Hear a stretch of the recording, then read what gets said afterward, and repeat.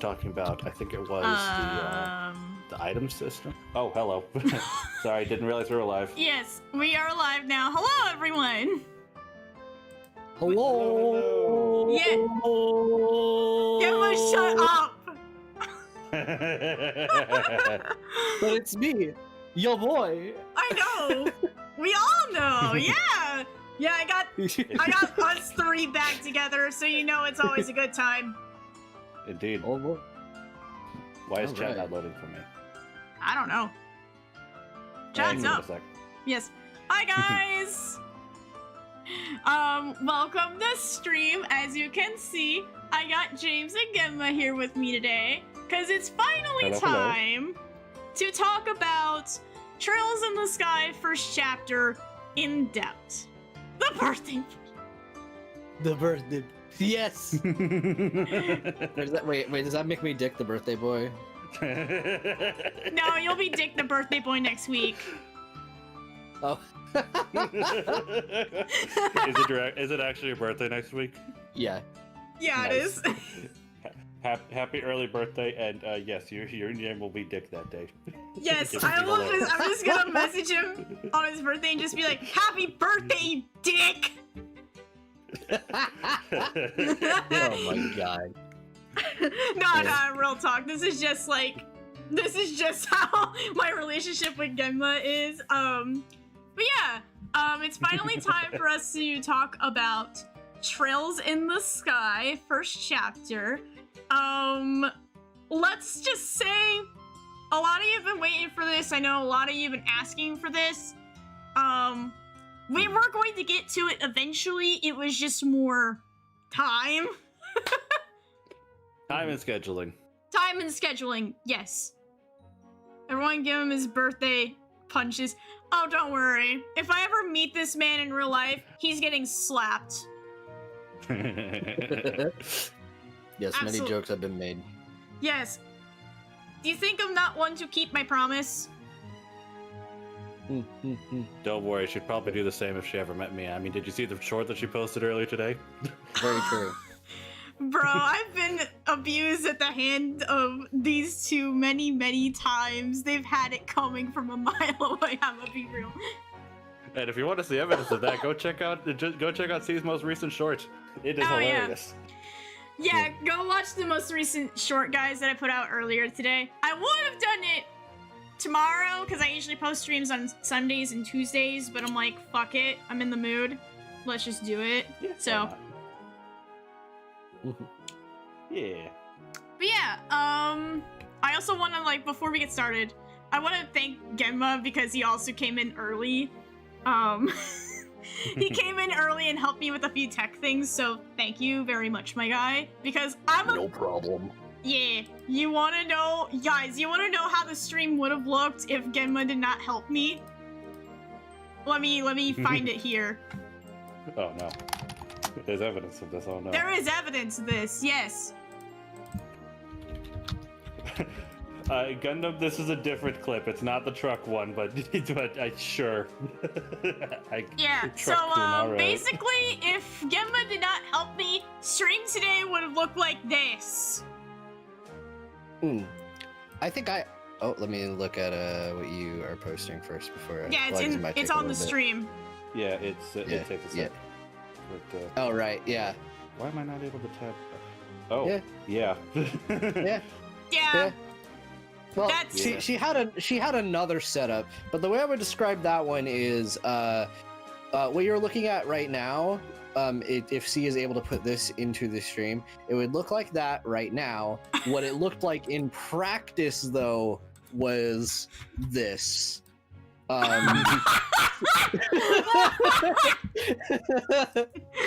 Hold on, I can't, so, hold on, I can do some quick magic. Uh-huh. Show it to everyone. Oh no. Yep. And then we're gonna move along. Because we got a lot to talk about today. Indeed. While it plays nice Yes. cross-spell music. Indeed. Yeah. Fuck yeah. Not for me. I got Reverie music on my Spotify. Shout out to Spotify. Not sponsored. So, okay. You might be wondering, why are there going to be 2 pictures of Yoshi? You'll understand in a minute.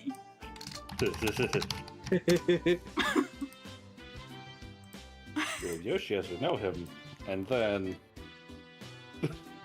Yes. So we got, so the one that's happy is like the good Yoshi. Like, you know, how this stream is gonna look, you know, perfect, great, awesome, fantastic. And then the fat Yoshi from Super Mario RPG, that's how it actually looked. That's how it actually looked when Genma saw it and was like... I see the problem. Yeah, he was like, I see the problem. Let me work my magic. Yeah, much Yeah, appreciated. did you guys know that Yoshi was part of the canon? Indeed. He is very important to Trails lore. Yeah. Alright. In fact, in the future, there is a fist fight between Yoshi and Mishi. Yeah! It's kind of crazy. Oh, hell yeah! I wonder who wins. I can't wait for that in Daybreak 1, dude. Yeah, that'd be insane. Alright, alright. Enough memeing, guys. We have a lot to talk about. As usual, we have a script on standby. So today is gonna be a little interesting. Yeah. So, why is it not showing up? Oh no. Game? Did I have the game up too long and it's just like not wanting to show up, I think? Maybe it had a thing. You might need to restart game, maybe? No, wait, okay, I was on the wrong window. Okay, we good. We Gucci. Oh. Awesome. Oh. What? Mailer. No, I'm just waiting for it to pop up. Yeah. But yeah. Mailer said Mihi Yoshi, by the way. Very Mihi good. Yoshi. Okay. But yeah, so for today, I'm going to be playing the original version of the game. Yeah. Boy. Yep. Just know every single time I switch tabs, though, the music will go off because I'm on PC. But yeah, you guys get to experience the beginning of the game, how I originally went through it. So Yeah. all right. Which is most interesting for someone like me who has no experience with the older version of the game. I've seen a playthrough of it. Yeah. I guess I should also ask it's there. We'll before. Talk about it. Should I ask before we start? Did you guys want me to screen share this for you guys so you can see it, or are you gonna be okay? Yeah, I think that might be good. Just so. Hi, Alba. Hi, Alba. Yo, it's the Alba, not to be confused with Alba. Alba. Yeah. All right. Alba, I don't know if it matters to you, but I think we should go ahead and say, go ahead and just let everyone know going into this that there is major spoilers. Yeah, we will be in the title. the entirety. We will be spoiling the entirety of the game. Yes, no, Joshua runs really fast and gains access to the Speed Force. Unfortunately, he ran so fast that he flew off into outer space, never to be seen again. That is the ending of the game, and yeah. Oh my god! And for those of you for those of you who have not seen the end of first chapter, either this one or the original one, steer clear of spoilers, or else you will hear more stuff like that.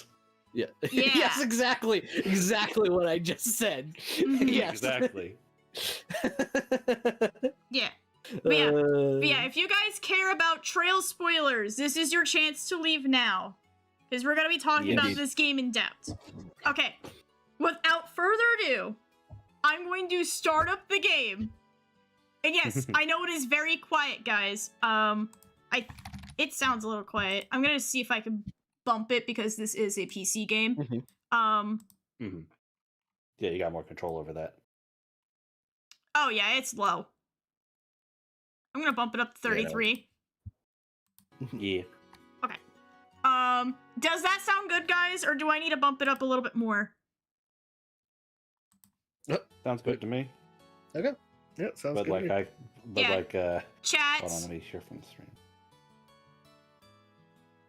Chat, what we thinking? Yeah. What do you guys think? Joshua getting the tone fours at the end. Yes, Michael. You're correct. Also good to see you, Michael. Yeah. Yep. All right. I'm trying to think of a funny Sonic reference to make, but I don't know enough Sonic. That's okay. Oh yeah, no, I was really. Oh, you started with Daybreak. Interesting. Ooh, yeah. Yeah, chat, please let me know how audio sounds. Michael says it sounds good. But it's But just it's the just title the screen. title That is also fair, but I think that's probably on volume with a lot of the soundtrack. I'm gonna bump it up to 40.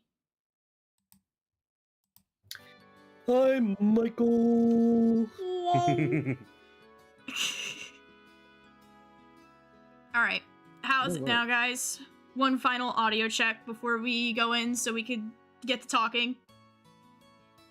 Yeah. All right.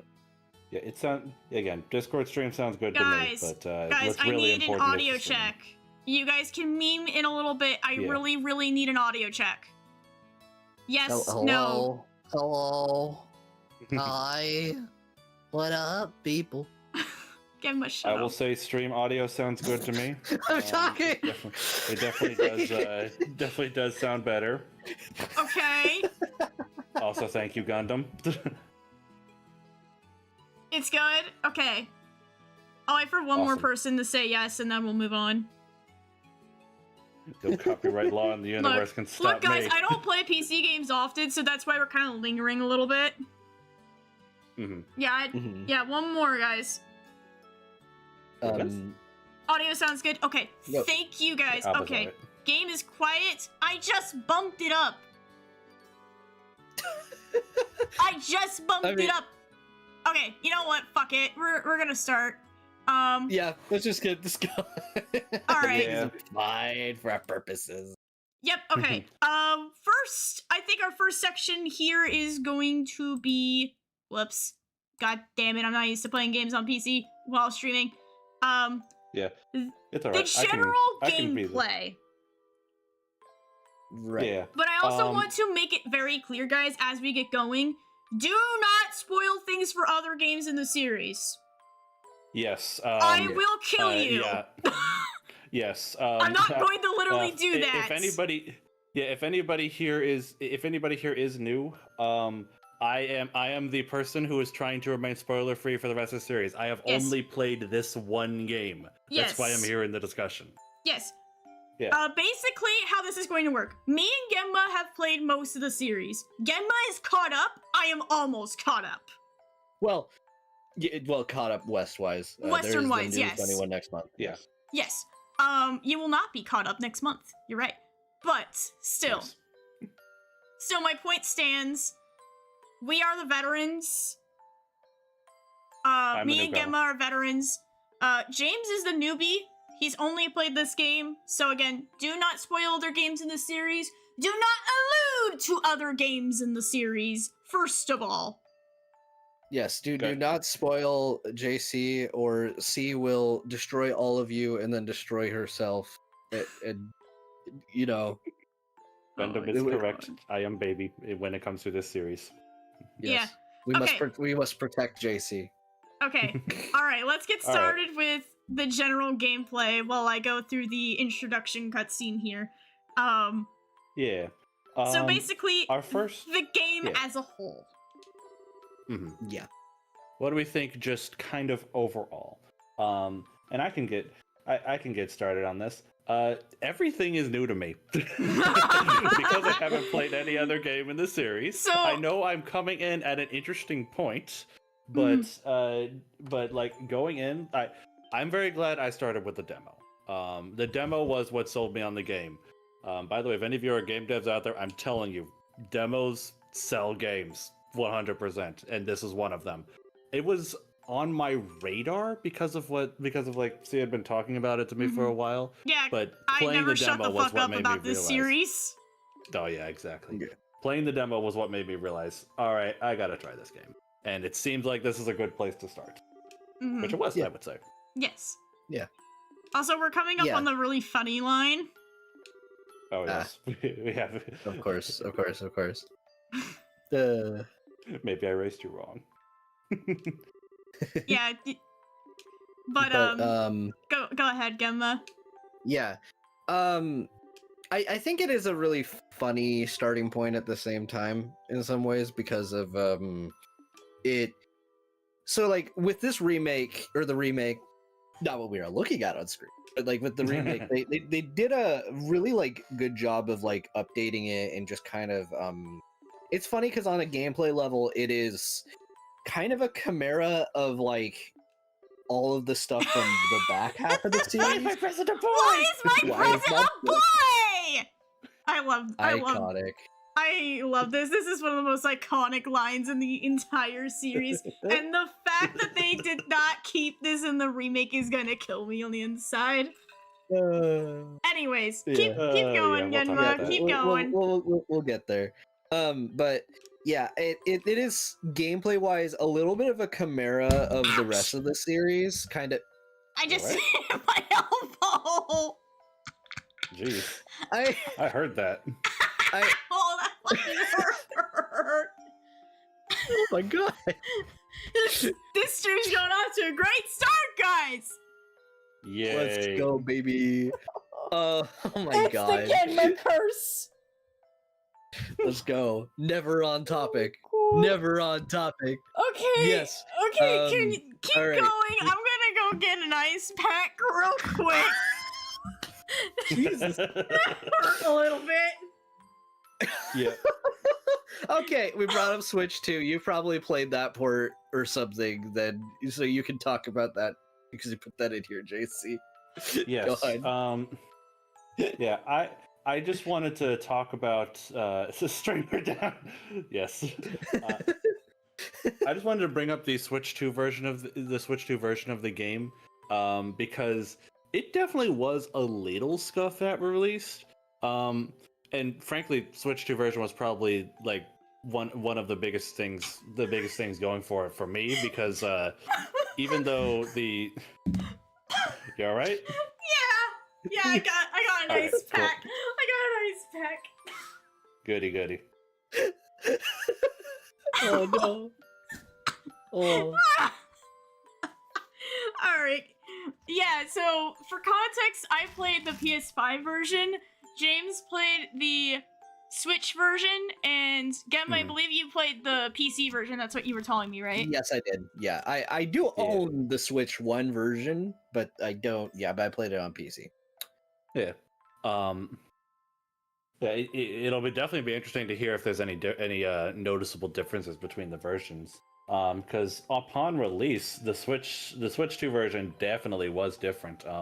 Switch 1 version, it ran at a very solid 60 frames, and I think was kept at it had lower quality textures, but it was still like it still had the same resolution at 1080p. But then the Switch 2 version, they targeted 4K 60. On release, they didn't exactly make that. Let's be honest here.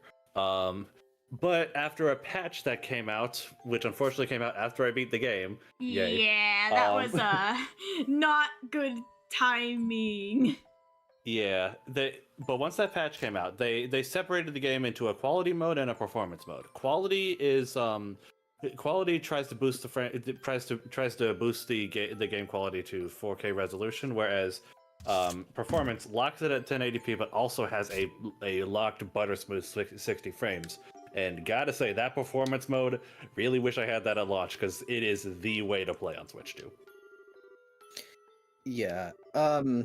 I did briefly mess with the Switch 1 version. I'll just say it looked crusty. It did. Honestly, after playing the PS5 version, yeah.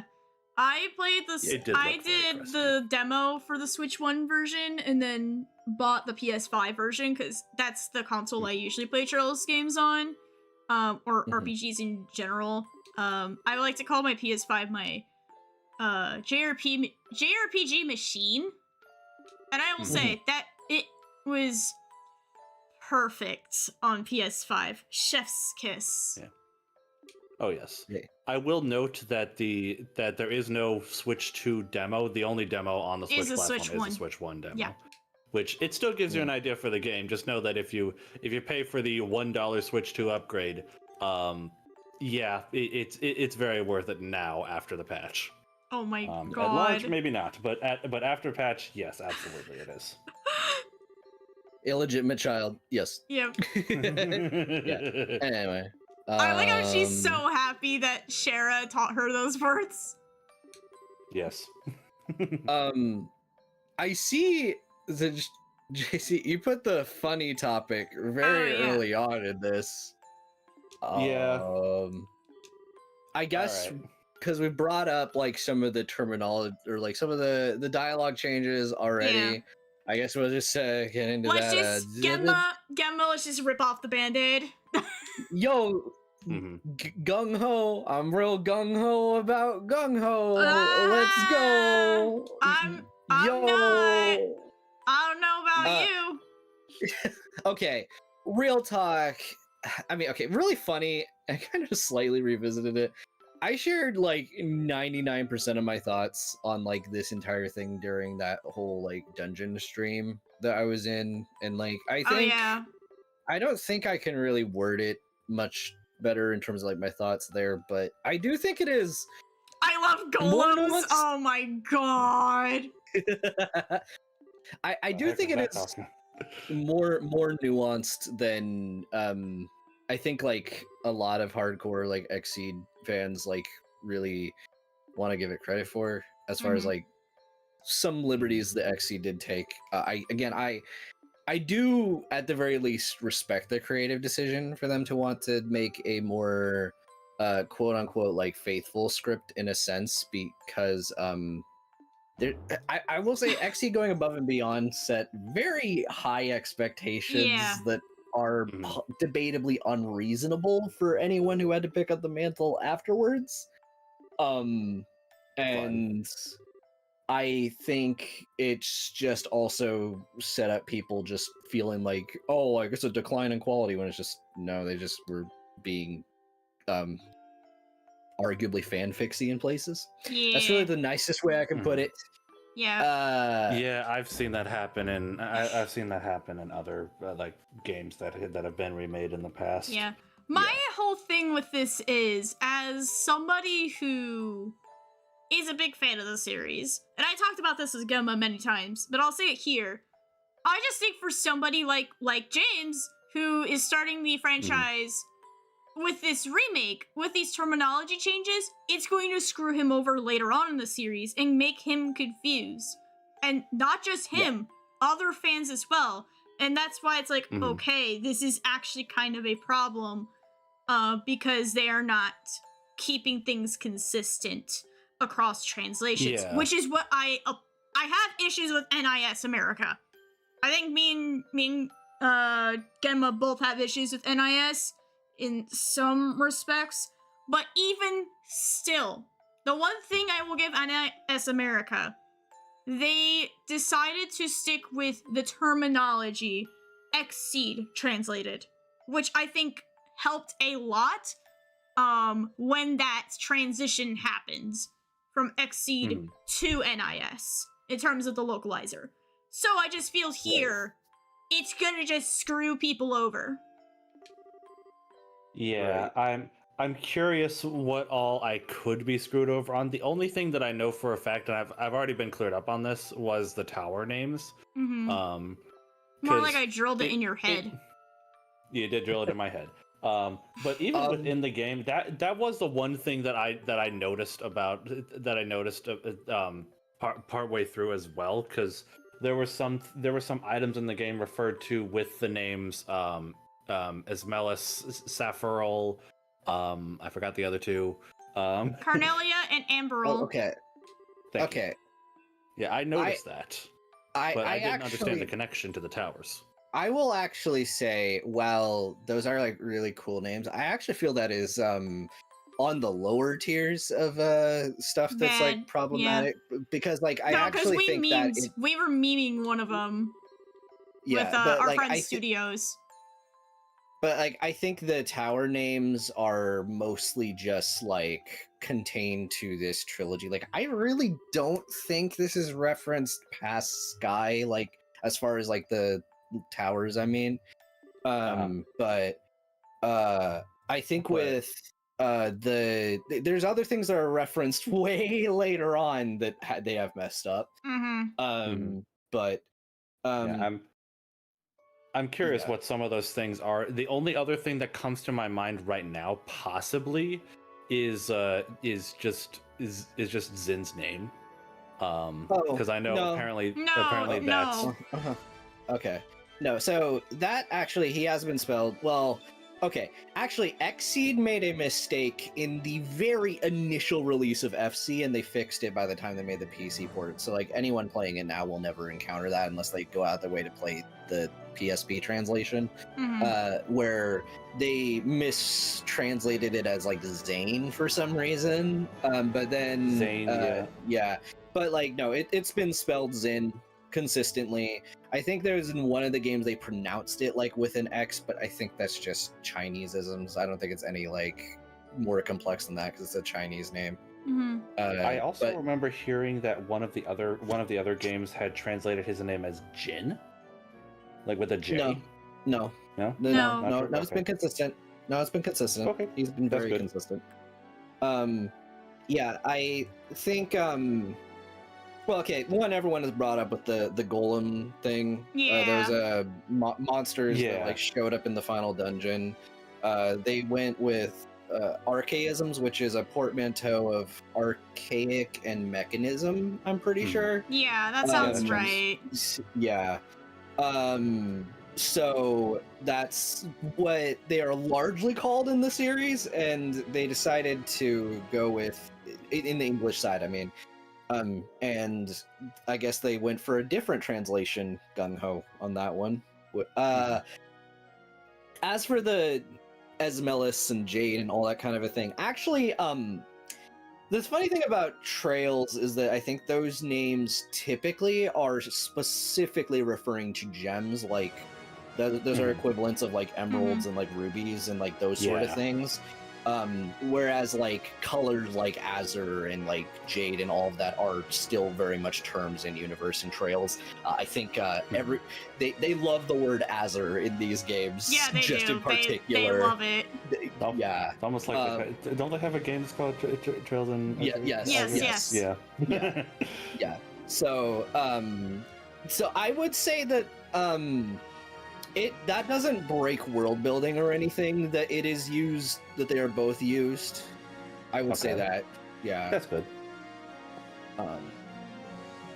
So yeah. I'm still curious what things what problems I could have if I start, like, theoretically whenever I start going on to other games in the series. I think the archaism is the main one right now. We have the fact they did that is red flags, and hopefully they course correct next time around. Oh yeah, is I think our main concern with yeah, that. I guess we'll have to see. Although Mailer brings up a point, that they kept one of the mistranslations in PSP's second chapter, and they said, "Yeah, this is a mistake. We're going to keep it consistent for this release." I'm worried. I'm wondering if Gung Ho might do the same with the second chapter remake, assuming they're involved in that. Which right they might be. now, who knows? Right now, we do not know. Yeah. Which, by I the will way, say- guys, okay. the financial, the shareholders meeting for Falcom is this week, so we might get boy. more Oh, wow. information. Okay. Dang, all right. All right, that's good. That'll be interesting. Hearing what I'm just praying that the game is next. not a key card on Switch 2. I'm gonna be sad if it is. Yeah. Oh, I guess as a last thing in regards to Gung Ho specifically, though, I think my larger issue with Gung Ho is the dumpster fire that is the releases and some stuff. With Yeah. this, like Oh yeah. yeah, stuff like limited run games. What was it, Clear River Games in Europe, which is basically limited run games when you actually investigate them. There's like just other shenanigans, like they had issues getting DLC out, like they had to do it in releases, but then they made a mistake, so some people got some DLC early, and then some DLC was supposed to be exclusive to like the, what was it, that bracer thing that like Pinbox was like doing, and then this it's so It was confusing. such a headache. Yeah. And I'm glad you're able to explain this because I was not aware of the DLC stuff. Yeah. It honestly, like, in a lot of ways, the release for this has been kind of a little bit of, I wouldn't fully call it a train wreck, but parts of the train were definitely on fire. Yeah. Yeah. It was like half good and half not. And I mean, we've also talked about like some of the regional stuff and at length. Yeah, that was the part that the regional stuff was the stuff that that came across our feed, and we talked about it on stream. I wasn't aware of the whole DLC kerfuffle, but yeah, that just kind of adds on top of it. Mm-hmm. Yeah. Definitely. Gundam brings up a good point.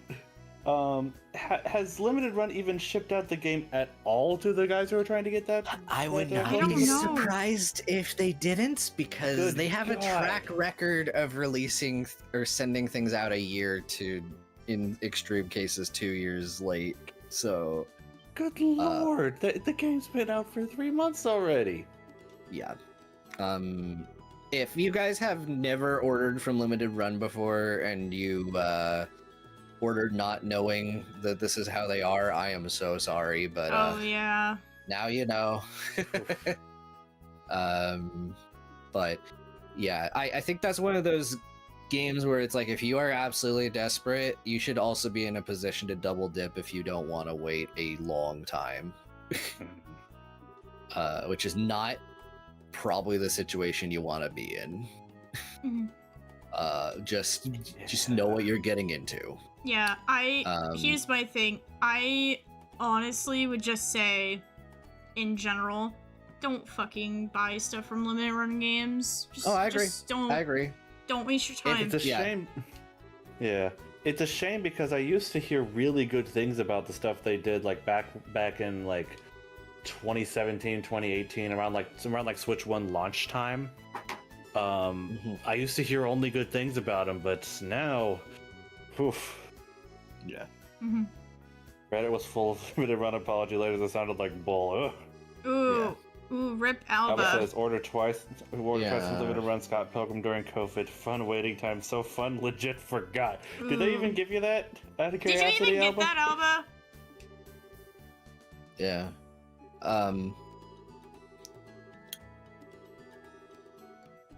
Yeah, I don't know. As far as everything else with Gung Ho, it's, again, I want to give them some credit that they were at least willing to. Okay, there was one other really big mistake that they made as far as like the inconsistencies go that they, again, to their credit, they did fix in a patch that involved 2 NPCs that show up later on. I will say personally, one of the really small changes in the context of this game that I did not like them changing was so that drink that Olivier got, that was the Grand Chardonnay in the OG, they changed it to like Grand Shireen, which yeah, that was one I did not like. I have to wonder if that was because Chardonnay is a real type of alcohol. I have to wonder if they were trying to avoid like copyright issues or something like that. I have no idea, but regardless, yeah, I won't elaborate further on that one. That's just one of the ones I dislike. Yeah. But okay. Fair enough. Yeah. I don't know.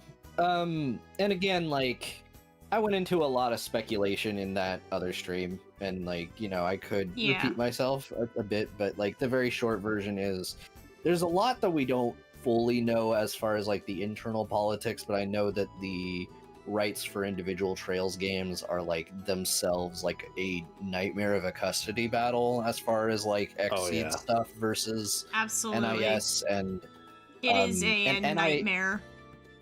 And NIS has the benefit of having the people that worked on Xseed stuff in their ranks, whereas Gung Ho does not. And then there's like a bunch of other things that we may never learn the answer to, like why early promotional material for the Sky remix seemed to be using the Xseed script, but then changed later on.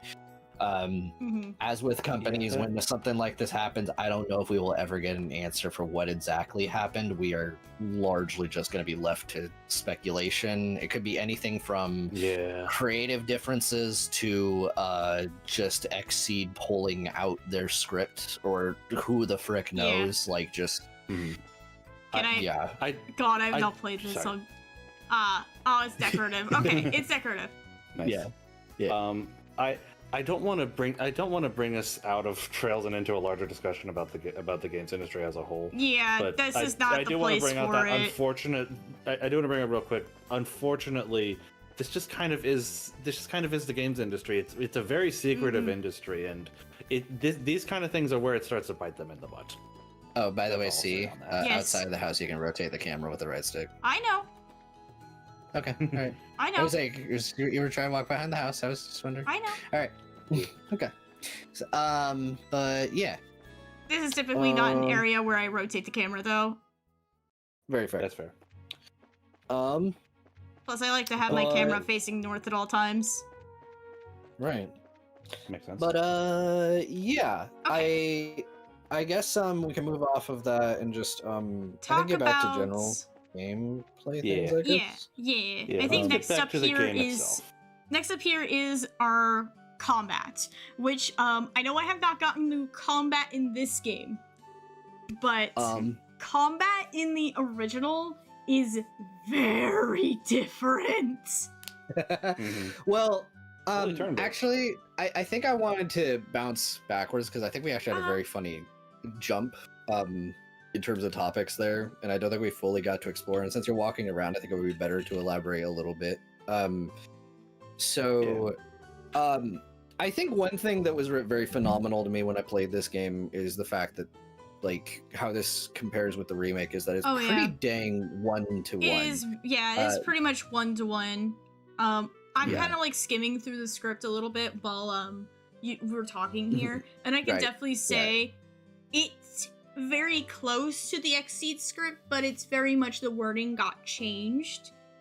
But it's definitely like, oh yeah, this was this in remake, this was this in OG. Like, I can connect the dots a bit. Yeah. So it's still very accurate. It's just there are little wording changes. But I mean, in terms of like, even in the intro cutscene, I know they added a few new scenes in that for remake, but here, from what I saw, it is very close to the original. But you know, they have better technology now, so they can make it fancy. Well, yeah. It's funny. I said this during my streams, but funny enough, this remake reminded me quite a bit of the Trials of Mana remake that Square did back in 2020. Where so I actually am a big fan of the original game. I played it before it got its official localization, and so playing that game, they basically just took it and then put it into 3D, and they modernized the combat to be like a lot more in line with like more palatable to like people who want more like 3D action RPG stuff.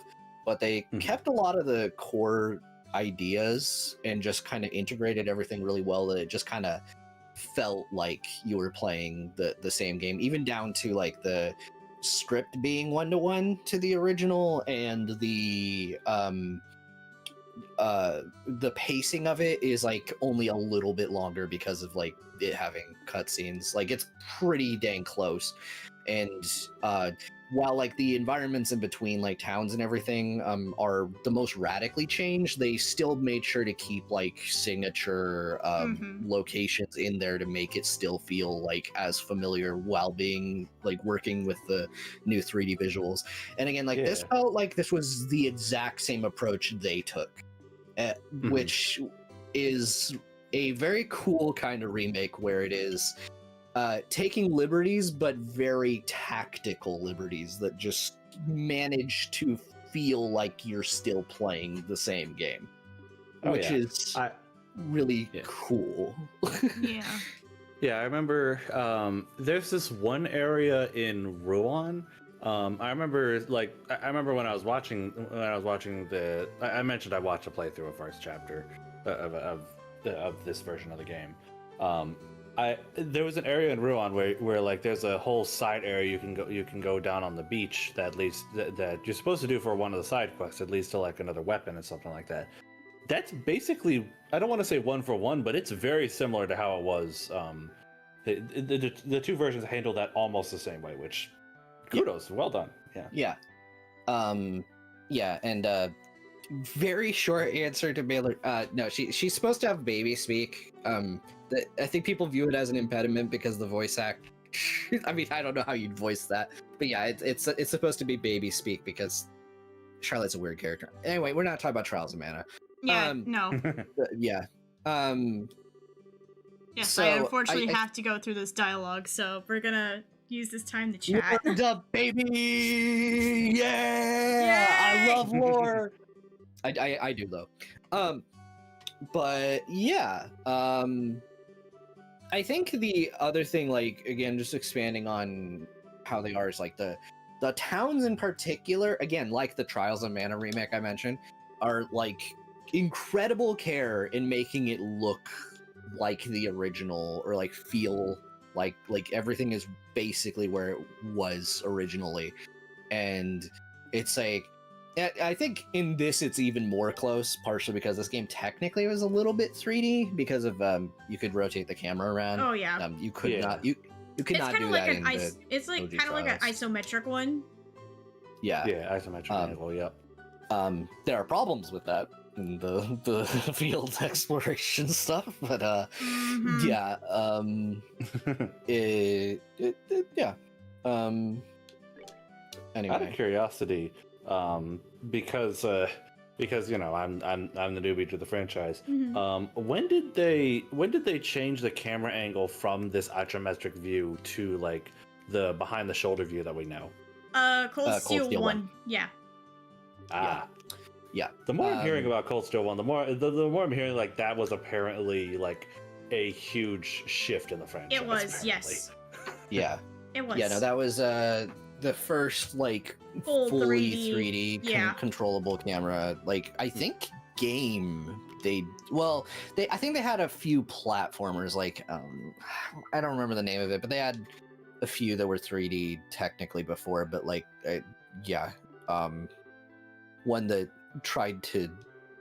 had like their full budget in that presentation for as much as they could do on a Vita with Falcon budget at the time. But yeah, I will say a difference between Sky and the Crossbell games is that this Crossbell games have fully fixed cameras, which sounds like it would be problematic, but they actually like automatically move the camera around, and the level design is made in a way that it actually you get works lost with the camera significantly less. The game is actually designed around it incredibly well. Nice. So but yeah. Yeah. Okay. But I guess we could just do we move on talk about combat? Or do we wait for C to finally get into punching things? I'm getting close to punching things. We can start talking about combat if you want. Yeah. So combat. I started our notes by talking about I don't remember what they're called. I put in our notes field phase and dual phase. I know I took that from Pokken, but Maillard down. Anyway. Thank you. Thank you. Sit down. Like I said, stop. You're good, Wait. buddy. You're good. Look. You're good, Baylor. No, I'm beaming. I'm beaming. Okay. But you're good, Baylor. Yeah. I'm beaming. Okay. Anyway, so the remake the remake has a part of the combat system where you start with good old real time action. You do some you do some real time staff smacks before shifting into the actual turn based part of the combat that where the real meat and potatoes are. And curious, how does this compare with not just the original version of this game, but like other games in the series? Oh, okay. I probably with the have history. Where does all this come from? I have more to say probably about this Yeah. than C does right now. Because I haven't played the game where that new gameplay style got Right. introduced. Right. Which was Daybreak. So okay, I have a good. I think you've played. Wait, JC, you played Persona, of course. Yes, right. yes. I've played 4 and 5. I've not played 3. Okay, we'll go with 4. So I will say for the first 3 Sky games, encounters worked like this.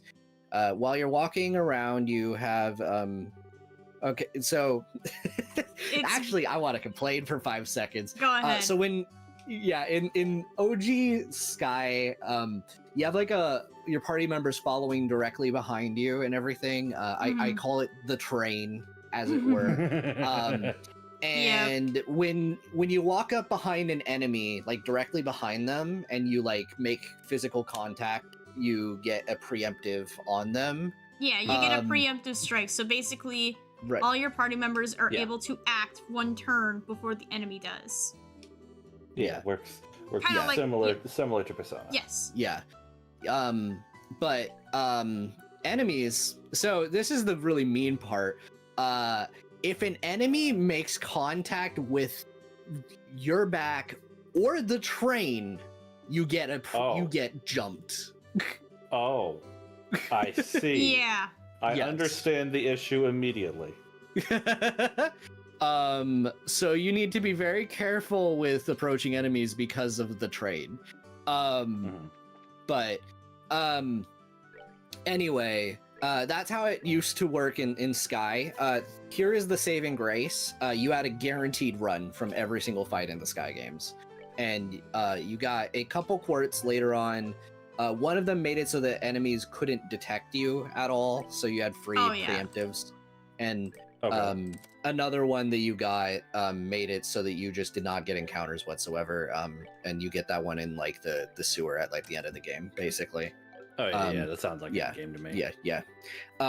So anyway, that's how it worked, and that's how it was for the first 3 Sky games. So the Crossbell games, and I'm gonna talk about the initial release of it because the version that everyone else can play is slightly different. It's even more like Persona, JC. They added a field attack for every character that you have out front. So you could do like basically just one attack, and if you hit an enemy, so they had actually different levels of preemptives. So if you handled it like Sky, where you just walked into their behind, you get a preemptive. But if you attacked from behind, you would stun them, and you'd get like a max preemptive, which would like be like levels. Yeah, all right. Yeah, and you'd be able to get like a bunch more. Running away is no longer guaranteed though, but that makes sense. But you also can buy items like smoke bombs that just shoot your escape rate to like 100%. So like that also is something you can do. So anyway, that's how Crossbell handled it, and Cold Steel 1 and 2 handle it pretty much the exact same way. Yeah. So just 3D. Just one attack. Like Persona. Just one attack to give you the preemptive strike. Yeah. Okay. Whereas yeah. So when did they start doing the full field move sets that we have in this game? Daybreak 1. Right. Daybreak 1. Oh, and that's the part that's the one that you haven't played. Yeah. Yeah, this is the one I haven't played. Genma has more experience with that. Yeah, I will say it is more in depth than this than Daybreak 1. Daybreak 2 added something that it feels like they swapped out in favor of the craft button in this. So like I won't, because C's actually close enough to playing it. I'll let her be surprised by that when she gets there. But suffice to say, I get the general philosophy of it is that you just now can beat up an enemy like wholesale on a field, but you can also stun them, and then the stun works as a preemptive effectively when you get into turn-based. I do like how that's handled. Definitely makes low level encounters just go away easily. I will say, when I definitely remember when I was first playing the demo that I kind of thought that the field combat would be I had the impression that it would be as deep as the regular turn-based combat. That is definitely not the case. No. You do get a couple things throughout the game. You get a little bit, but it's definitely not as you get forward-thinking. You get the cute Joshua and Estelle combo attack. That's really the only thing that you get past the start of the game. Which I think is neat. But it's still the bread and butter it's of definitely the game is definitely still the turn base. And I don't want to say I was giving a false impression of that, but it's definitely what I had my expectations somewhere that it didn't end up quite meeting. But that's not a fault of the game. It's just okay. This is where the real meat of the combat is. Speaking of the meat of the combat, let's talk about the turn-based portion. Okay. This is where me saying that this game is like a chimera of the entire series really comes through. Oh yeah. So I would this combat, because this combat system, I'll just add on to what you said. It takes things from every single series that came after.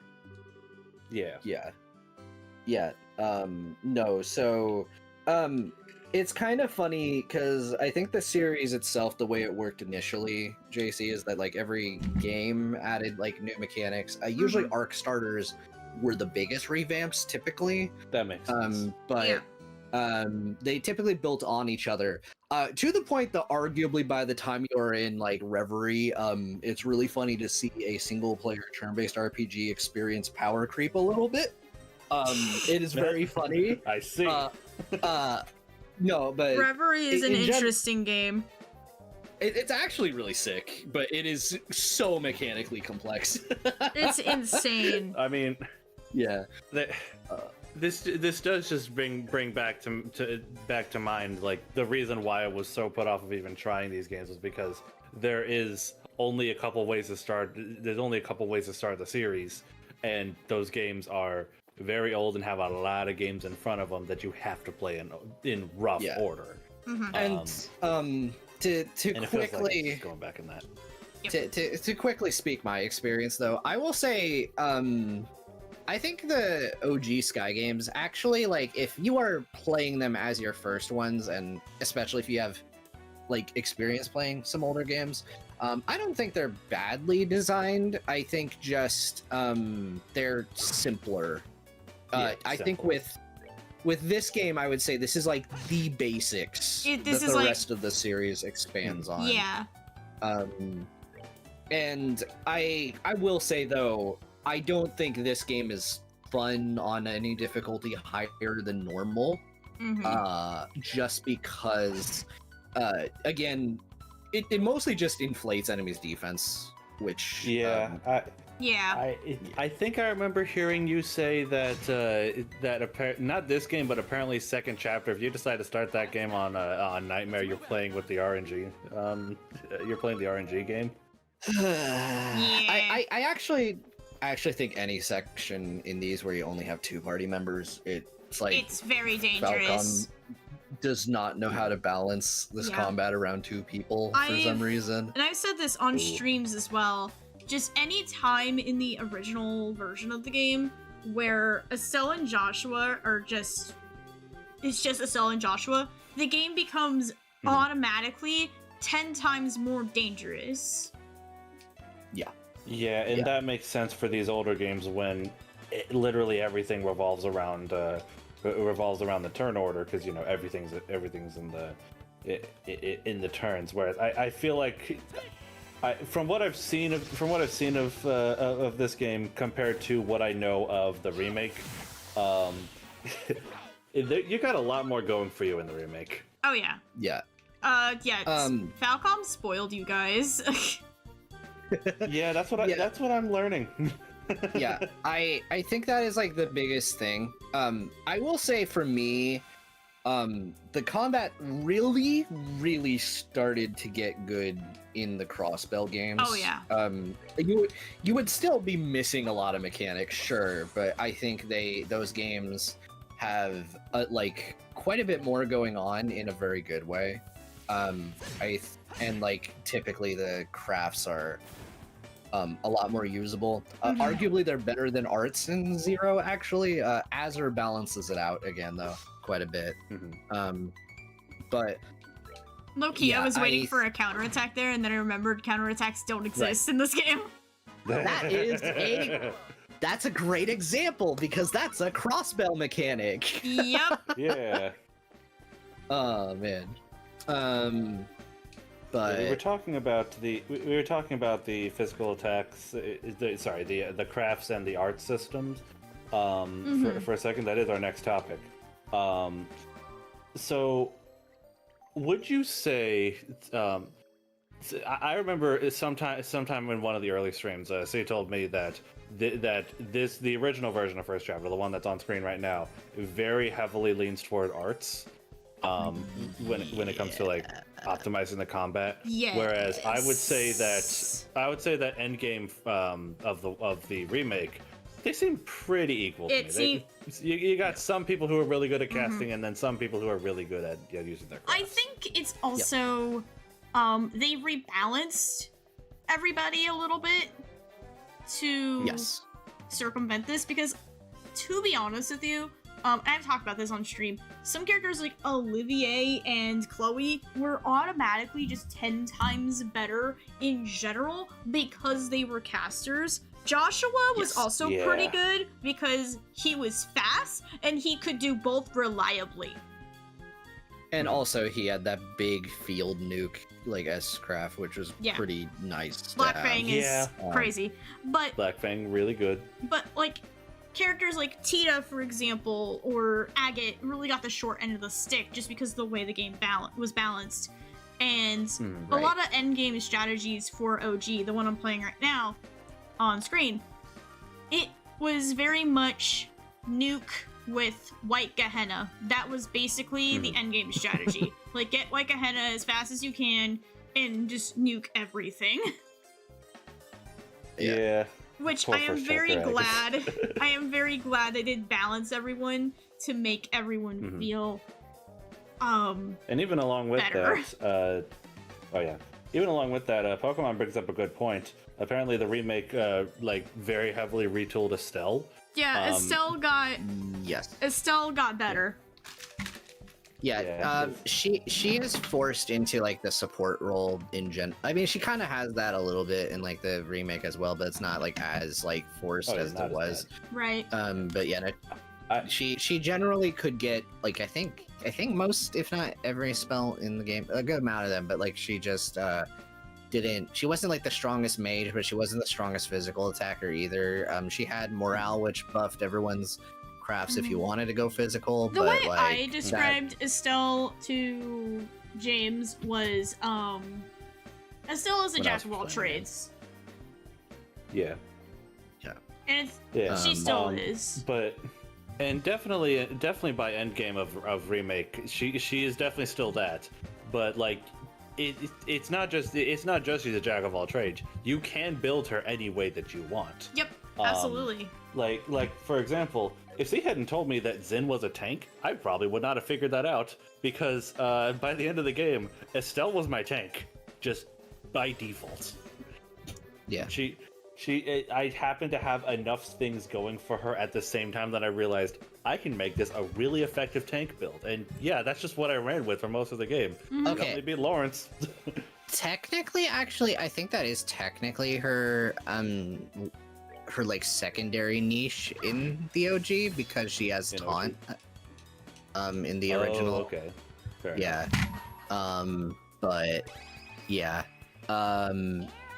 Anyway, that's Estelle. I think when it comes to some of the other characters, again, another reason that I recommend Sky 1 and 2 on normal is just because it's that balancing problem, because I think it mitigates the... I mean, technically magic is still dominant, but at the very least, like, if you wanted to have fun with crafts, you aren't being punished for doing so. Yeah, because in OG, the game didn't really like you using crafts that much. You had to be very sparing with crafts.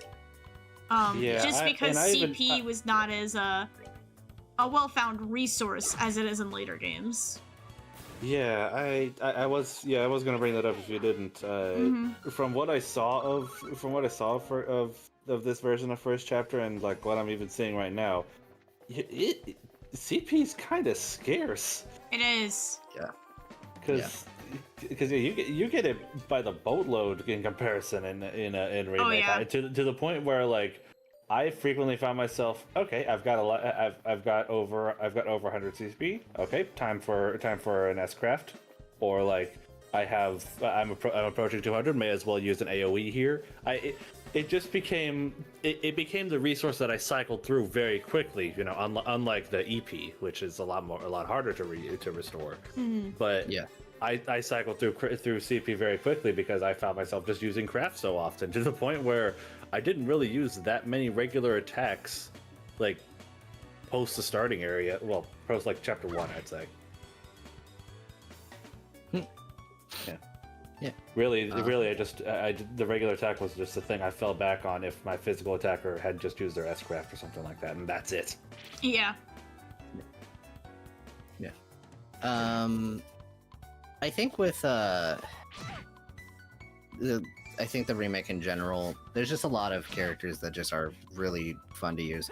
Okay, so Tina's a really funny character because I think a lot of her utility really depends on who she's fighting. I found personally, her gimmick is that in the OG games, technically, is that she is the best character for like basically inflicting statuses on like enemies because of like all her like AoE moves and everything. But that makes her very dependent on like what she's fighting, which kind of makes her mostly a niche character for mooks generally most of the time. And even then, she's very squishy. You kind of need to know how to like use her, that sort of a thing. Can be rewarding if you pull it off, but it's one of those characters, I guess. Yeah, I got you. I think with Agate, I mean, he's the Ooga Booga man. Yeah, he's Ooga Booga.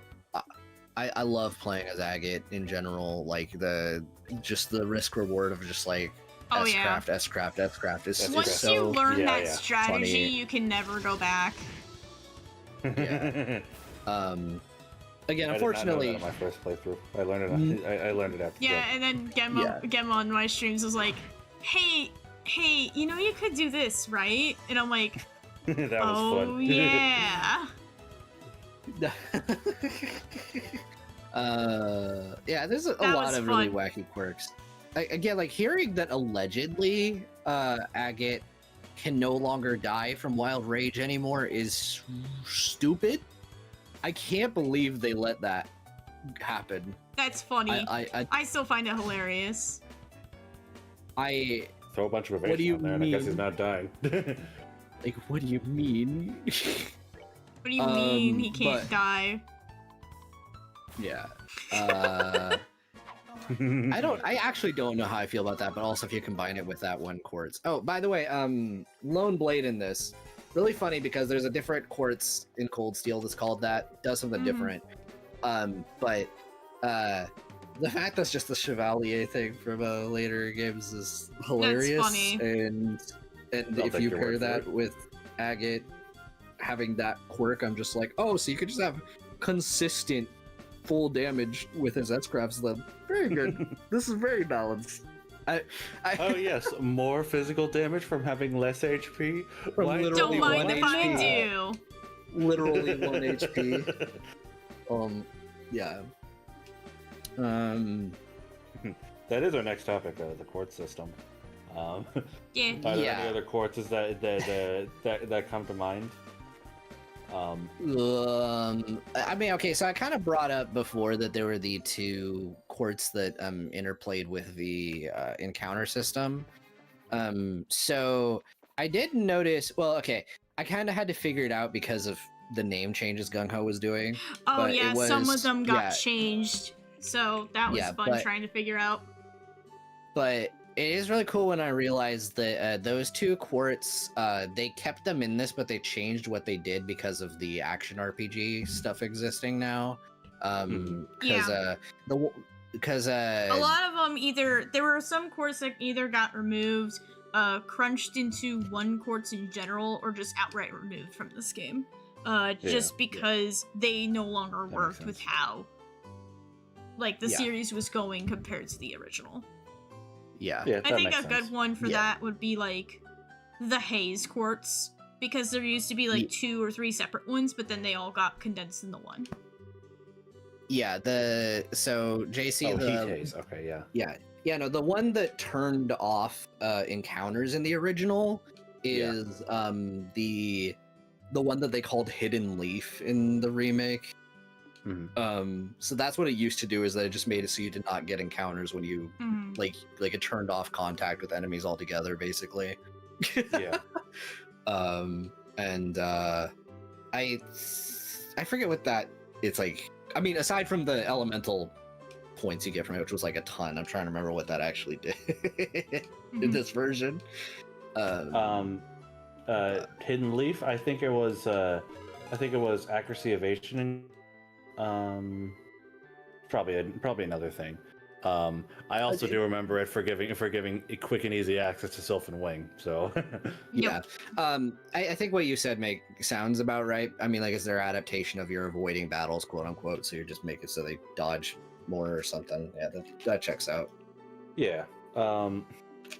Yeah, there's also heat haze that they brought up before that lowers the range of vision for enemies, so it's a lot easier to get the preemptive strikes. Although I was also going to bring up the opposite of that, which is the sweet aroma one. Mhm. Makes enemies more likely to attack you. Although it also increases the range at which they can see you, so you will be attracting enemies to you.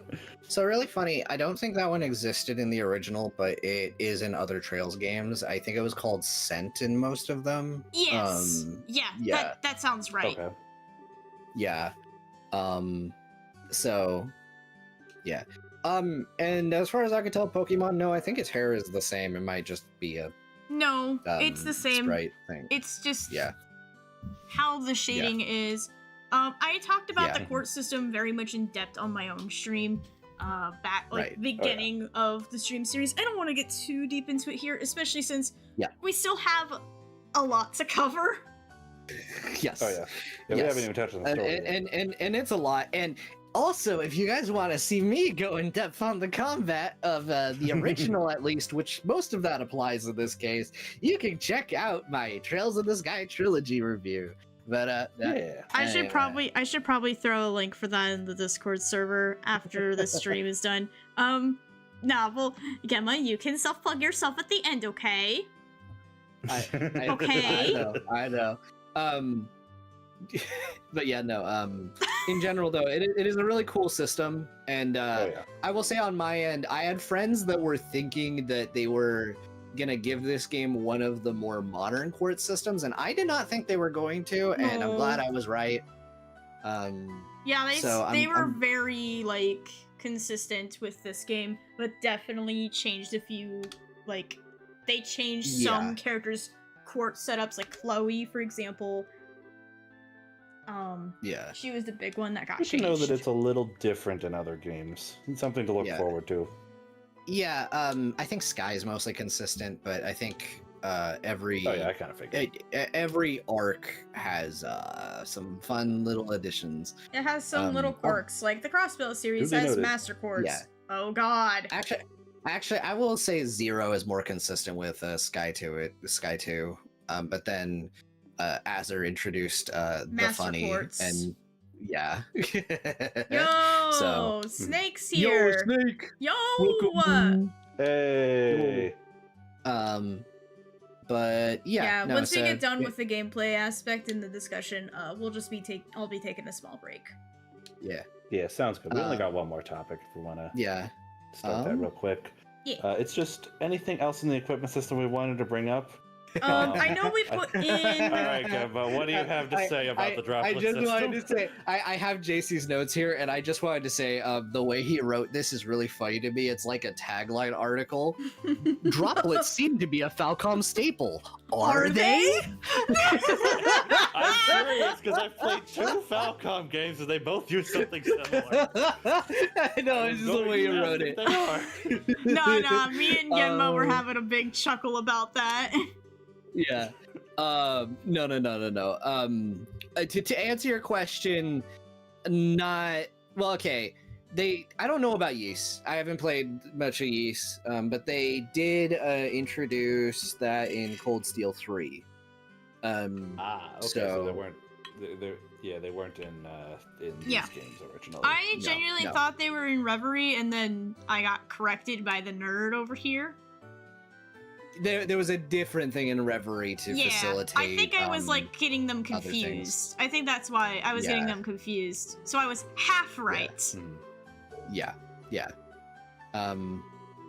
But I don't think they're called droplets in East, but I remember seeing something similar in East. Yeah. East is awesome. Yeah. I don't think I think in a lot of these games I tend to not use those just because I just want to see how the games don't use them either. balanced vanilla. Yeah, I don't use them either.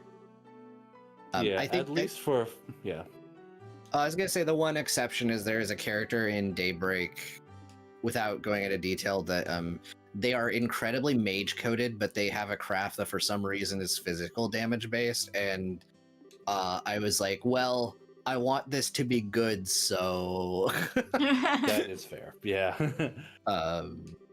But yeah, that's like the main situation where I've used them. Yeah, make sure if you know how to build your characters, it will make their strengths even stronger. But it can also make some other not so good strengths into halfway decent stuff. Okay, very short. That did give me one thing I wanted to bring up that I really like that they brought into this, because this has to do with the balancing of magic and crafts and all that kind of a thing.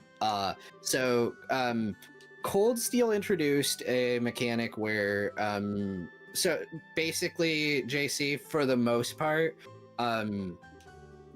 you could say that the crafts did the type of damage that their weapons did generally. So for 99% of people, crafts exclusively did physical damage. So yeah, I know what you're bringing up. Yeah. So Cold Steel introduced crafts having like typing with that, where like you could have physical or magical crafts. And yeah, that is a good way of compensating if you're building characters certain ways, which is pretty good. Yeah, So I will say I got confused by that early in the game because I didn't quite understand how the reflect status worked, and that there were 2 different kinds of reflect. That was interesting for me to figure out, but I did figure it out. Do my credit. But those kinds of attacks are very annoying to deal with in the older ones. Yeah. Yeah. But that's all on that. Okay. All right. Yeah. Anything else we want to bring up about the equipment? I did want to shout out. I do like the neat little touch that the ultimate weapons in the game have unique models. I just really like that touch. Yeah, that's cool. I know the series has had weapon skins before, but they don't really go too deep into it. So it's nice to see here. It's nice to see because the series does it rarely, very rarely. Like I think actually it's more mainly like can think of. It's like symbolic weapons that they do it for. Right. I'm mainly thinking of exactly one other game that did this. like Off the top of my head, at least. Cold Steel 4, I think.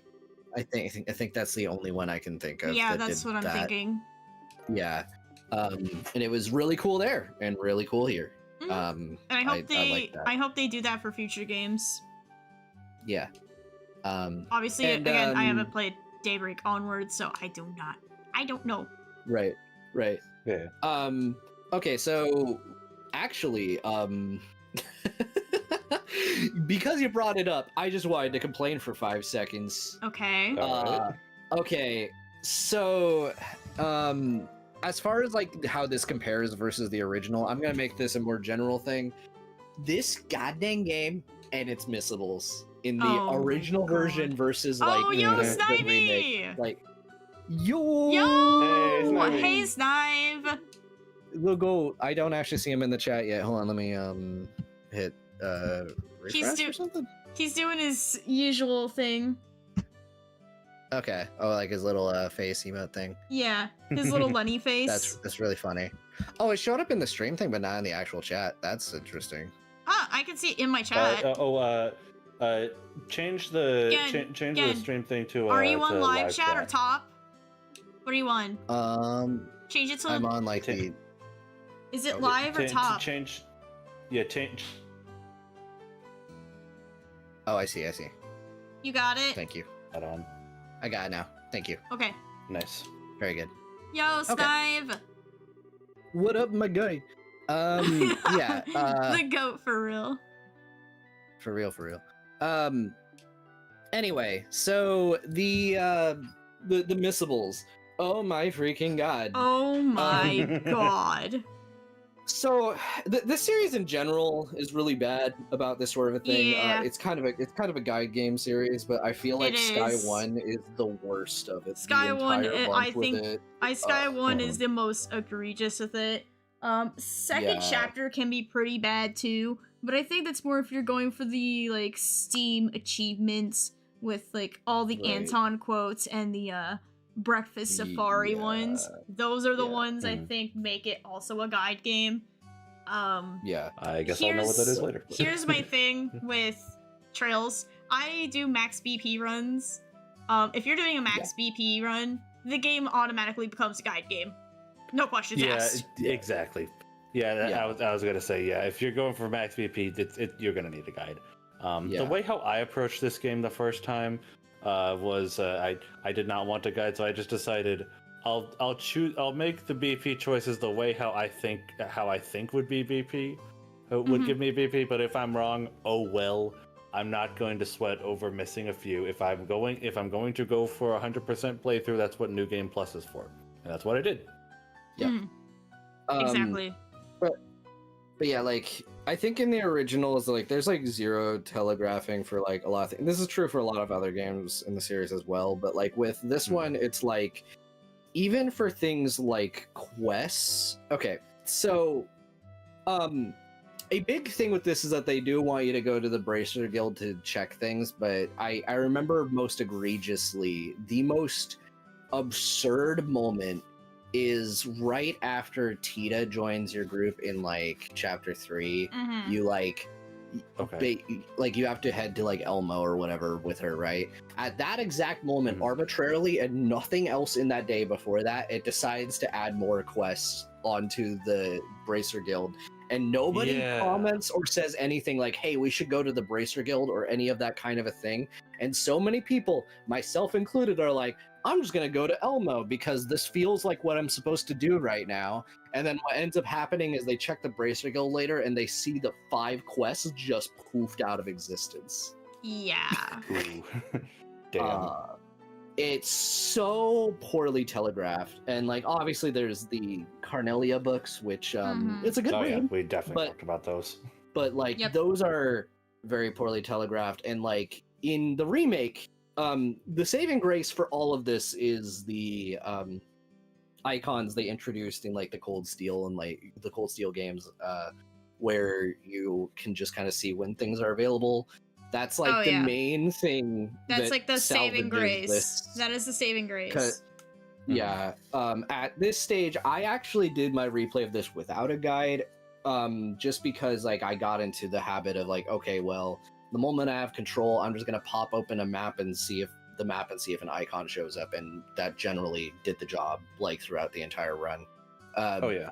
And yeah, I will say that there is one quest in this that I actually wish they didn't do that, and it's just because it defeats the purpose of the quest, and it was the Phantom Thief B one. Oh Yeah, I remember that. Yeah, but other than that, Good quest, very though. welcome.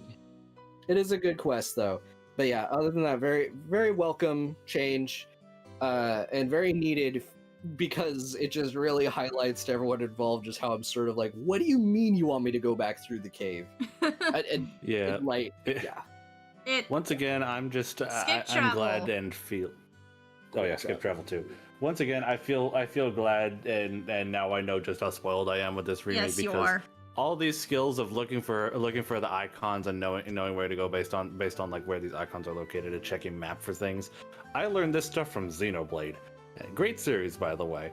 But all this stuff is like second nature to me, so Yeah. I am just imagining not having this stuff, and oh god. Yeah. Mhm. Yeah, But you will understand. Oh my You will God. understand when you get to later games. Yeah. Me and Genma are just like Alright. looking over you. Yeah. Okay. All right. I think that covers everything we wanted to talk about when it Yeah. comes to gameplay. So, shall we So- take a small break?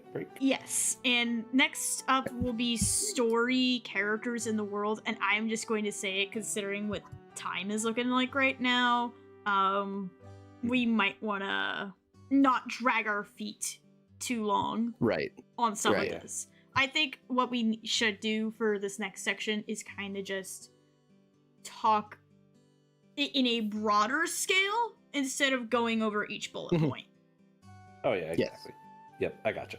Yep. Sounds good. Okay. All right. Uh, Quick break. Yep, we're gonna take a Yep. small break, guys, and then we'll be back with some more stuffs. Go get some drinks, grab a snack, whatever you need to do. Grab an ice pack if you need one. I don't know. All right. Yeah. Yeah, All right. See you guys in a little bit. yep. Yeah.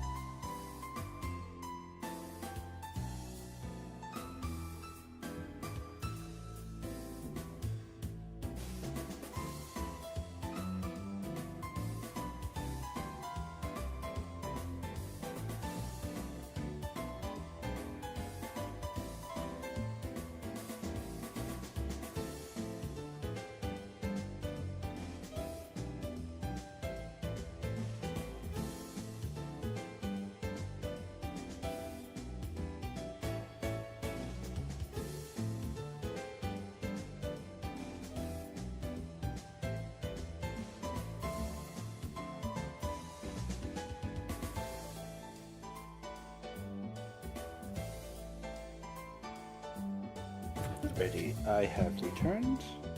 I am also back. Nice. Nice. But I have fries. Ah, nice. Excellent. But yeah, Makes how sense. goes chat? Yeah. Snake says I was lucky to get all the BP rewards in the remake while missing a couple of points without a guide. Hadn't fully played OG in 3 years. Oh yeah. I will Genma. say for my first playthrough. You have fries again? Yes, and you're not sharing? Well, I mean, we kind of talked about the teleportation part, you know. Do you have that power? No, do you? I'm still learning it. Yeah, I bet you're really enjoying those fries, huh? Hold on. You gotta go down a different path on the skill tree No, for that. don't you dare! No! Were you gonna do Fry ASMR?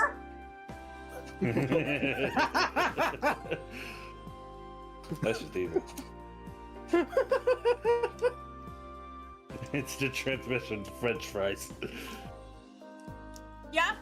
Why aren't you sharing with me? Huh? Huh? Huh? Huh? Come on, see, I got one right here. Go on, take it. I can't see your face cam, dude. Oh, I mean, well, you really need eyes to see? Yes, I do. You gotta imagine it. Yes, I do. I'm blind. Need to work on your mind's eye. I have perpetually cursed you. Just remember that. Alba says, fun fact, teleportation was recently achieved via a quantum channel from a study done in another country as of late. Interesting. I knew there were studies about that kind of thing going on. I didn't realize they achieved that. They achieved anything. Curious. Well, okay. No. I'm getting distracted. I'm not gonna ask the question on my mind from that. Yeah, I'm eating a snack too. Genma can't have any. I just want to snack. point. Nice. Yeah, you can't have my snack. I'm the only one without a snack, but I also ate. You need the food, so I'm glad you're enjoying your food. Just remember, guys, he would rather share his fries with Samus than me. Yeah, that's why I'm pissed.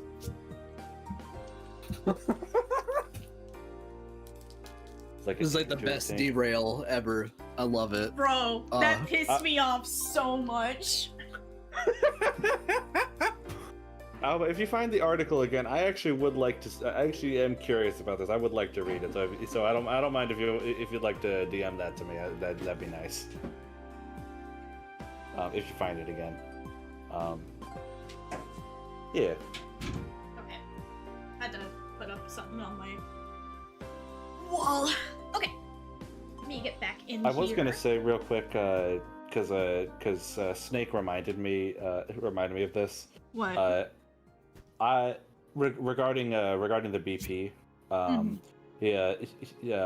he missed a couple points without a guide, but still got all the BP rewards. Yeah. I will say for my first playthrough, because I like doing all the side quests and stuff, I did end up getting to rank 1. I didn't get all the BP, obviously. Yeah, I missed some. It's a lot more forgiving in this game. It is very forgiving. So if you do things, you will be rewarded. That's enough. It's way more forgiving here, yeah.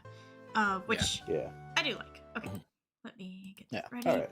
Okay, I just want to make sure it's popping up on the other screen as we start talking about story. Again, we're gonna kind of go over broad strokes for each chapter. We're not gonna linger too long on each piece because, again, we have a lot to talk about. Oh yeah. So let's just go ahead and get started with. Wait, JC, I gotta ask real quick. What's up? Could you read through this again? Just tell me the names of the regions that are in each chapter again. I saw the note that you put in. God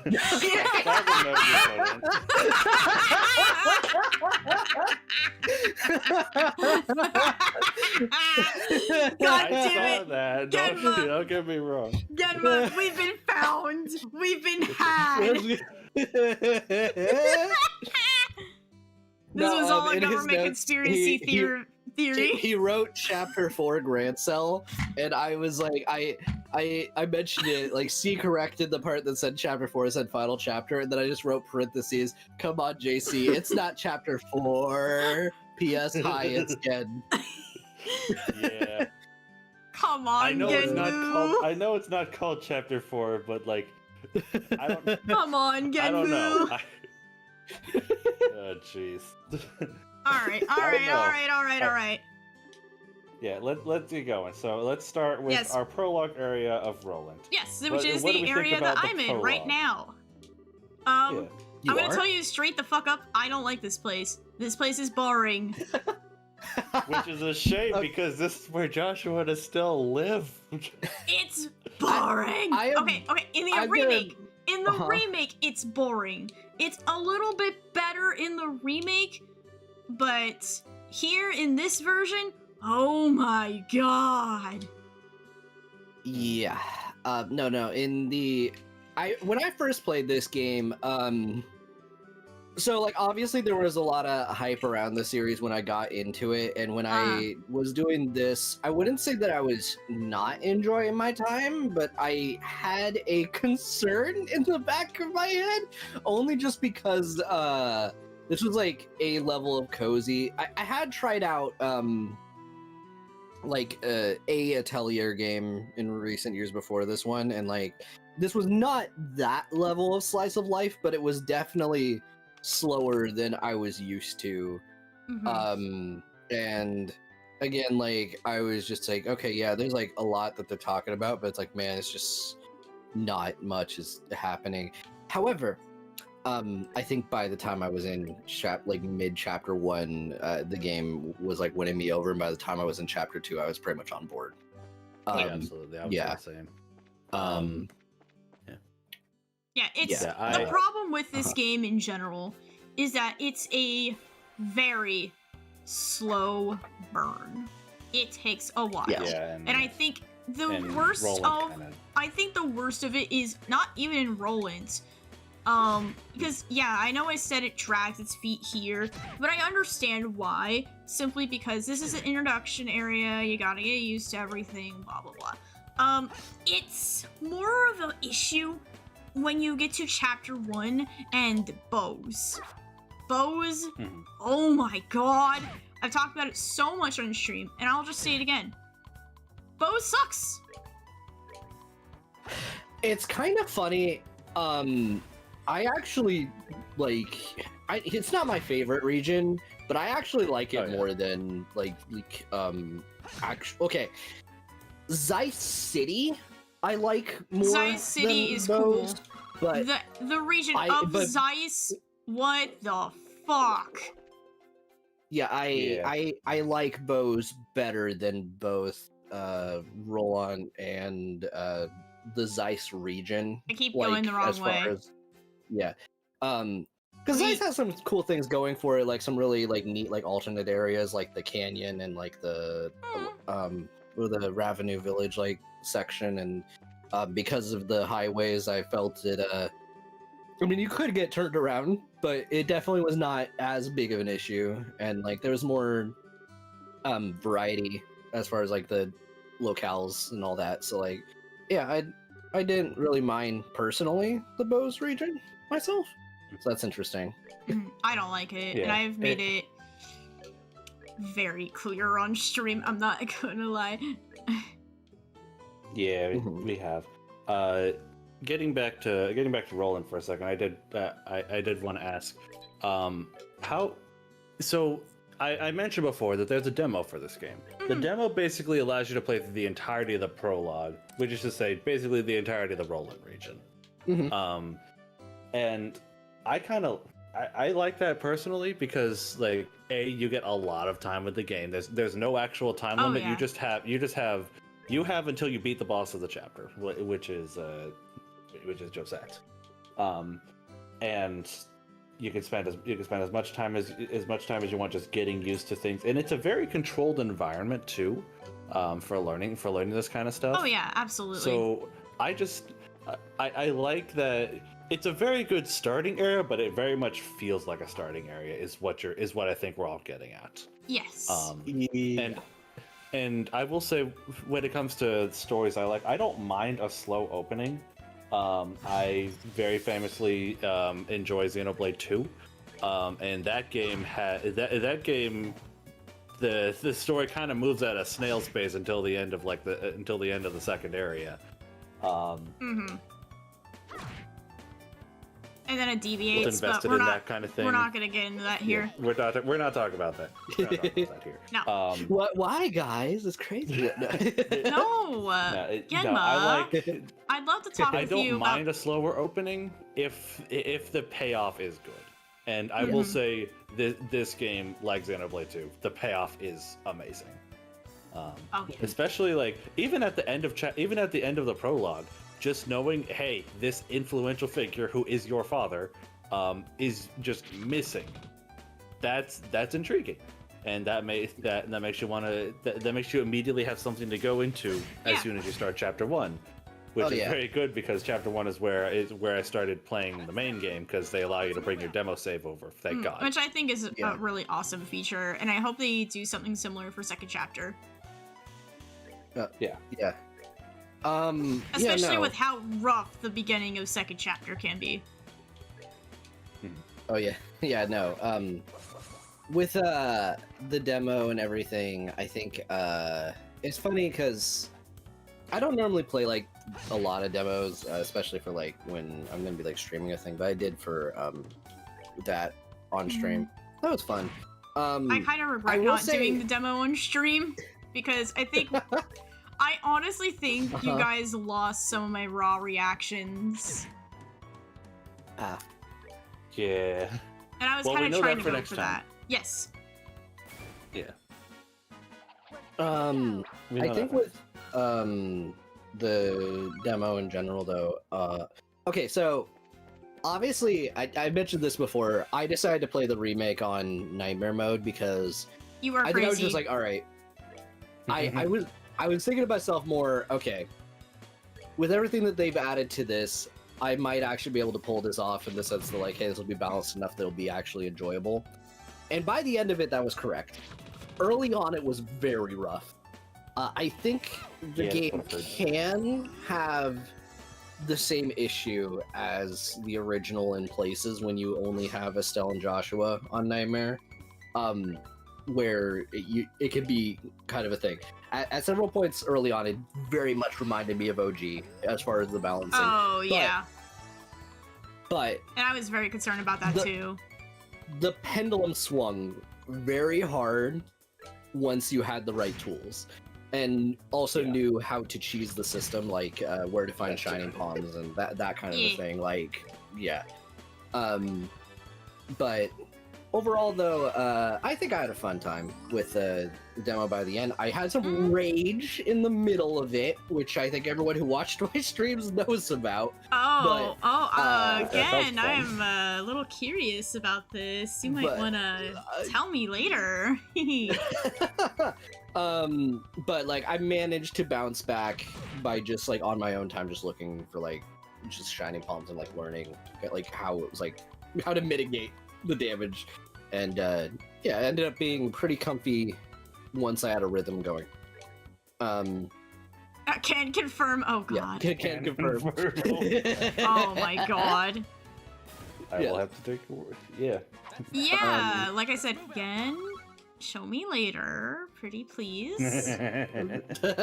But I in general though I found this a lot more enjoyable in the I mean just as a whole. Like I could just this game was just I mean in general, and I think the starting area was just way more comfortable overall as a starting area.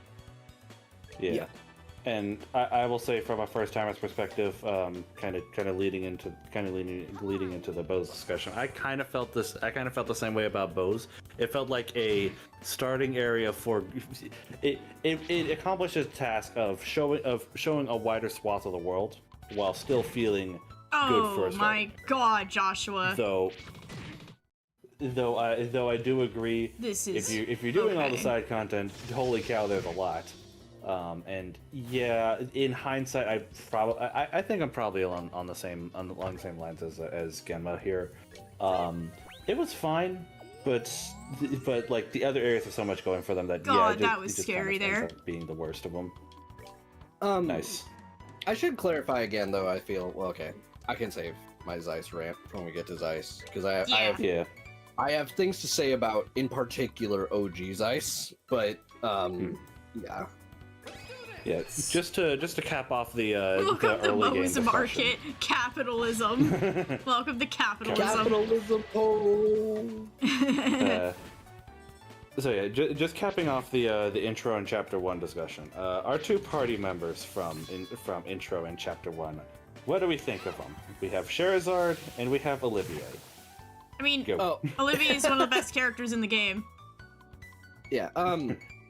So I like Shara, but she's I don't think she's ever been per se one of my favorite Sky She's characters. okay.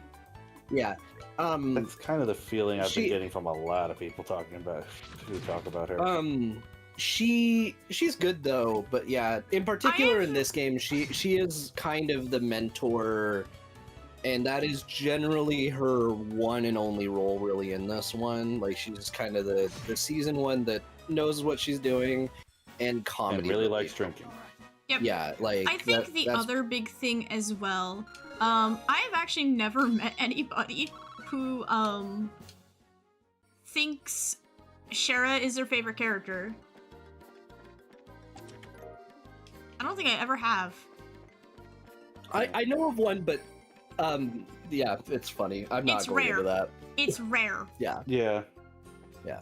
I know people Yeah, that like her, but I don't think I know of anyone that's like, this is my favorite character. Uh-huh. Yeah. Like, I know Yeah. people who love Olivier, like, and all that. Oh yeah. Yeah. But I've never heard of anyone saying Shara is their favorite. She's just kind of there, to be honest. She's alright. It's just the problem is she's in a game with a pretty stacked cast. Yeah. Yeah, it also definitely doesn't help that the other character you get in the intro is voiced by friggin' Matt Mercer. Yeah. Olivier is the GOAT. He is the king. He is undefeated, baby. Yup. He plays his lute. We cheer. Let's go. our man. But yeah, no. Legit though. He is consistently entertaining in pretty Yes. much every single scene he is in. He Yeah. is so fun. His like dialogue is like so good. No matter the version, really, the writers always have fun with him. His them dubbing the song was wild, and it was really cool to see that, because like I've only ever heard it with like Japanese voices until this remake. Like it's so good. It's so surreal. And like, yeah, he just killed it, and I could tell he had Yeah. fun. I think yeah, he clearly absolutely. loves this character. Oh, It'd be cool yeah. to talk to him about it in the future. Yeah, I'd love just, to meet Matt Mercer one day. Yeah. Yeah. Mercer has had many iconic character voices. This is just another one for me to know and add to the table. I will say I'm probably not as hot on Olivier as it seems most people here are. I do like him. Don't get me wrong. Mhm. I feel though that I may also be missing context because I haven't played any other games in the franchise, and I know he's going to be relevant in other ones just because of his origin. Like we know he's from Erebonia. So- Yep. It's really So- funny. Yeah. Go on. Yeah. So I'm looking forward to learning more about him and hopefully understand. Like, I understand why people like him, but I did not expect him to be among the favorites of most people. Until I started hearing reactions from people in chat and all of you guys. Oh, yeah. So mhm. I'm looking forward to learning more about him, and maybe my opinion will eventually be the same. We'll see. I know a lot of people though that there are some friends that when they started playing the games though, he was still one of their favorites when they got to the end of this. Like just on virtue of how much entertainment value they got out of every scene with him. He stands out, that's for sure. Yeah. But I do have another pick for my favorite of the of the other party members, not including our protagonist duo. Okay. Mhm. I will add in a bit. Yeah. That being said, though, is there anything else that you guys wanted to say about the intro in Chapter 1 before I move to the next to really. the next area? All I gotta say is, I will not stand for this slander. I enjoy bows. It is fun. I like I don't like actually, it. I'm sorry. how dare you slander? No. I remember I just really like the quests and like some of the fights and like it's just kind of where I feel. God. Okay, for me, I think it's where it's cemented for me. I'm like, oh, the quest in this can actually like have like unique boss fights and That's- like they okay, take you to these that's places fair. and like all that Yeah. kind of a thing, and just what makes the quests and trails special compared to a lot of other RPGs where they feel very throwaway. Oh yeah. And Yep. yeah, Because I remember you started with this game, so Yeah. you had that luxury. Now this I is will say, okay. I will say when where it- I am right I will now. I could possibly die. Fair enough. you. Good luck. Oh yeah. Oh god, this fight on Nightmare. Oh god. Oh jeez. Oh god. Oh no. Yeah. Oh no. Yeah, this is. Oh. I talk about this on stream. This is the fight that is literally a skill check. This is your skill check fight. Oh, you're calling it a skill check. I'm calling it an RNG check on Nightmare. Oh my freaking Oh god. yeah. Yeah, that checks. Anyway.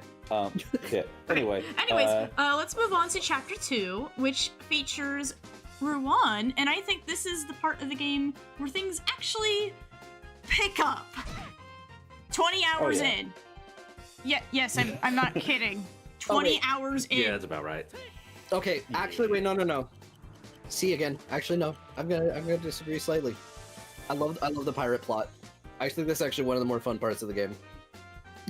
I like that you are more positive about this game in general than I am, and I think, again, that's fine. Yeah. I mean, that's all. I just really like the pirate plot. I thought that was fun. Yar har. Yeah. Yarhar Fiddle DD. I thought they were neat. I am definitely curious to see how they're used, how they're going to be used. At least in second chapter, it seems like they're going to be back. Based on stuff we saw at the ending. Oh yeah. Yeah. Looking forward to that. But yeah, anyway, Right. Ruan. I'm with C on this. This is where things pick up.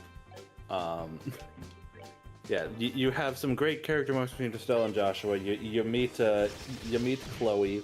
You also meet Agate for the first time. Oh yeah. And then also that stellar school performance. Oh, that, yes. 10 out of stellar 10. play sequence. Yes. It was beautiful. Okay. I Wow, love it. I I love it every actually time I see did it. pretty good on that. I was a little concerned Nice. there.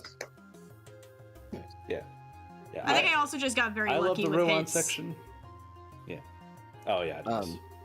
Yeah. I love the no. Ruan section. It definitely is. It definitely is where the game starts picking up for me. Oh, yeah. I'm not sure. I'd say it's my favorite in the game. No, but I don't it's, think this is like my favorite yeah. part of the game, Things but go it's on. it is definitely a highlight of the game. I just think again, this is where things pick up. It starts to show its true colors. Princess Joshua, yes. I will say as a potential negative, I can say about chapter 2, but it resolves it by two negatives about chapter 2, but like I'll go with the main one. That's not like a big deal, but I think like after, of course, like the pirate incident gets resolved, I think technically some of the forward momentum is temporarily lost in the plot, just because, like, yeah. I definitely see where you're getting yeah. from with that. It's like, do you think? But I guess my question could become now. Do you think they should have dragged it on a bit longer than they did? Oh no, I think that was as good as it is, and like to be fair, they work with it, and then they bring it in with the introducing the or doing more with the actual antagonists at that stage about halfway through. But oh yeah, I think the mystery stuff is really strong during that chapter. To a degree, I will say as a small complaint. This is only something I've noticed on replays of this game. Right. The Mayor Dalmore stuff is a little silly, and it's a little silly, and I kind of feel like it's inconsequential to the plot.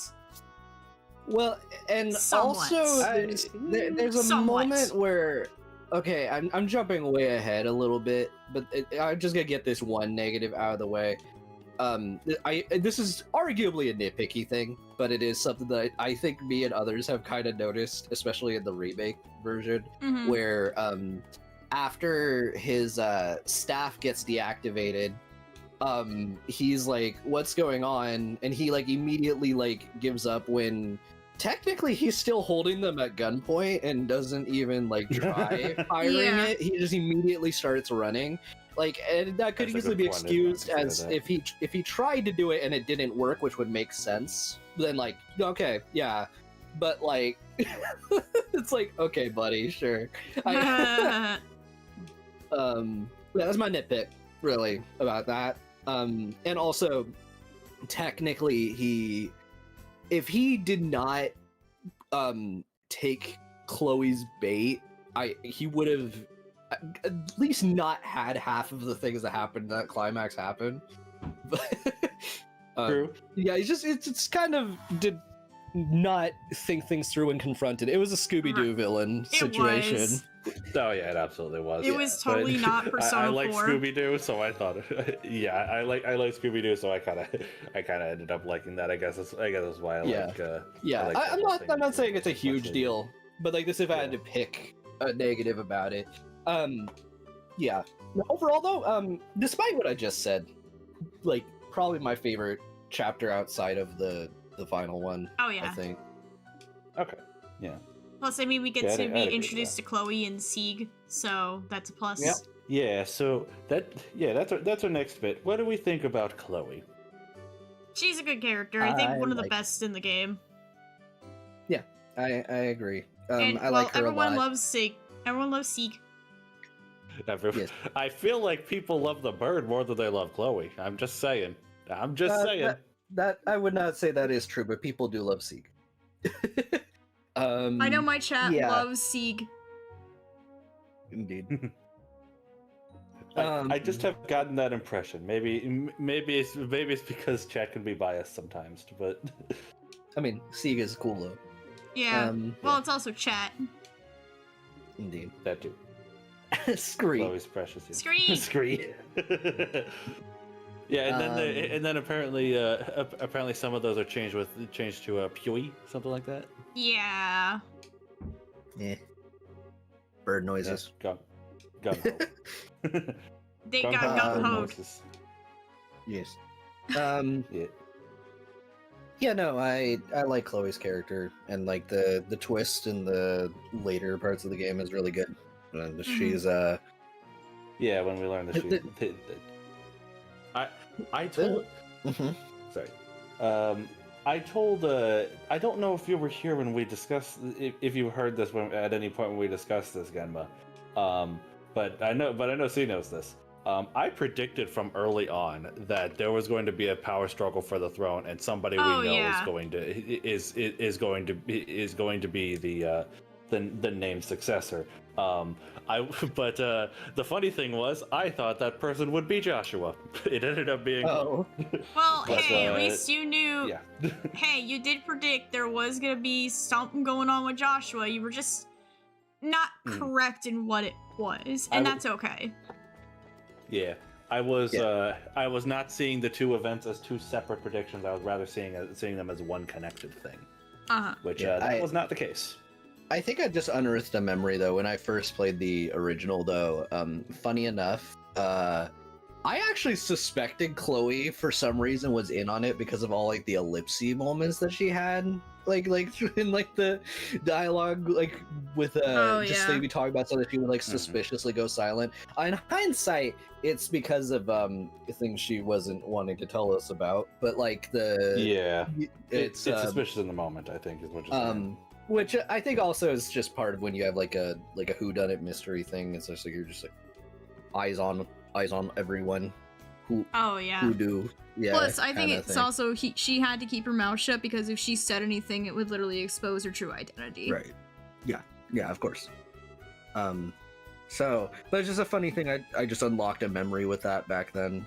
And yeah, now I'm really happy with what was actually going on. Mhm. So, yeah. I gotcha. Yeah, I like Chloe. I do like it. I more so like her for like her general arc. I feel like you're leaving, but the way that her story goes is what's interesting to me. Yeah, I agree. And just the reveal later. It is funny how they handle it because it's clear Estelle doesn't quite get it. Yeah, unfortunately. Yeah.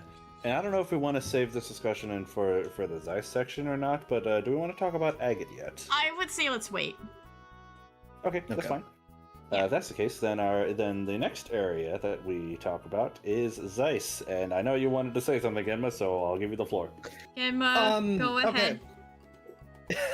My thoughts on Zeiss are as such. It has my favorite town of the bunch. Oh yeah. I like the story. I don't think as much as I like the plot of Chapter 2 per se, but I do like its story, and it's where the main plot line starts like really kicking in. Again, narratively, I don't have too much negative to say, and I like the Tita and Agate stuff in this chapter, and I like but I think the gosh darn gameplay.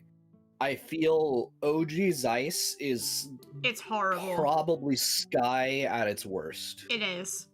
And we talked about this on stream as well. Just the sheer fact that there are so many fucking screens in Zeiss. To get to point A to point B in some cases, it took a long walk.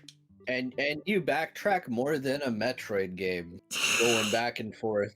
Yep, and I I literally talked about that on stream. Like, guys, just remember, I had to walk back and forth in the original every single time I did a quest.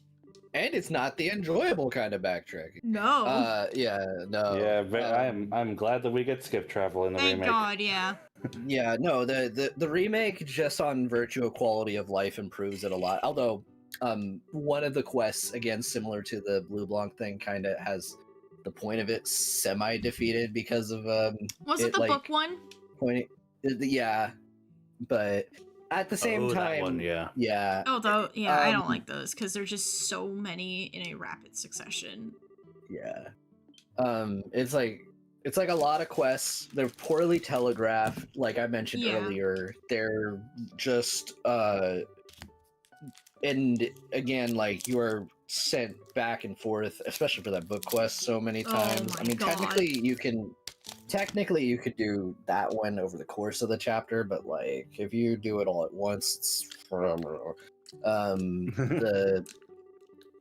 and with like, and then of course there's that one quest that they just expect you for max BP to run through the cave to go visit just Airlitten for 5 seconds.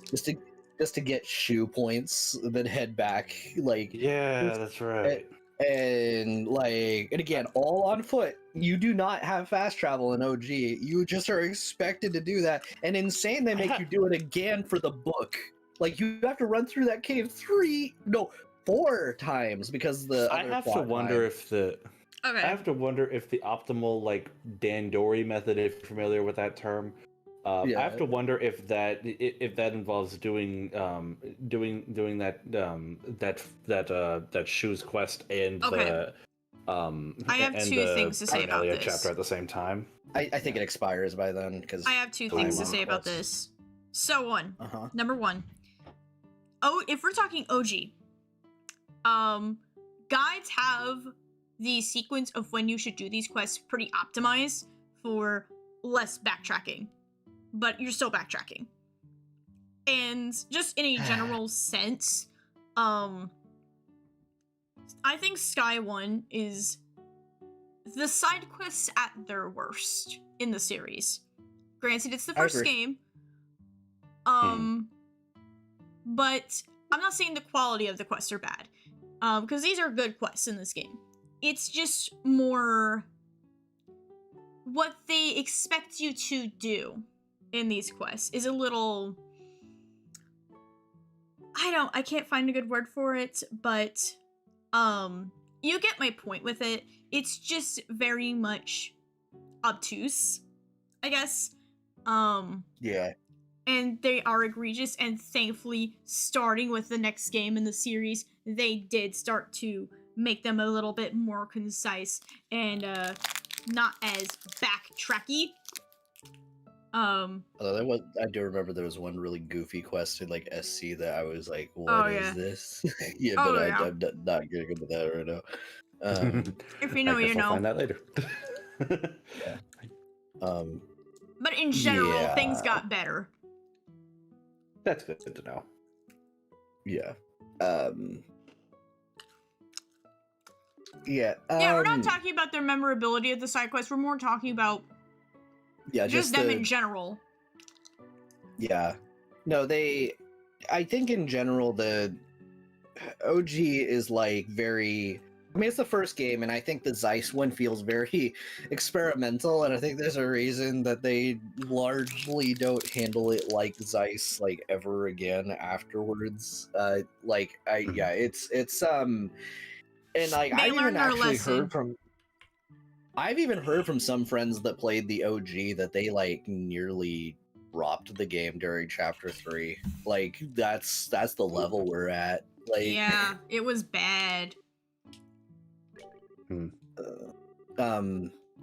So yeah, no, the remake, I will say, if you are paying attention and you keep what I bring up in mind while you're playing it, you can see where it's like bad, but like you don't have to engage in it anymore, but you can definitely see it while you're playing it. Like yeah.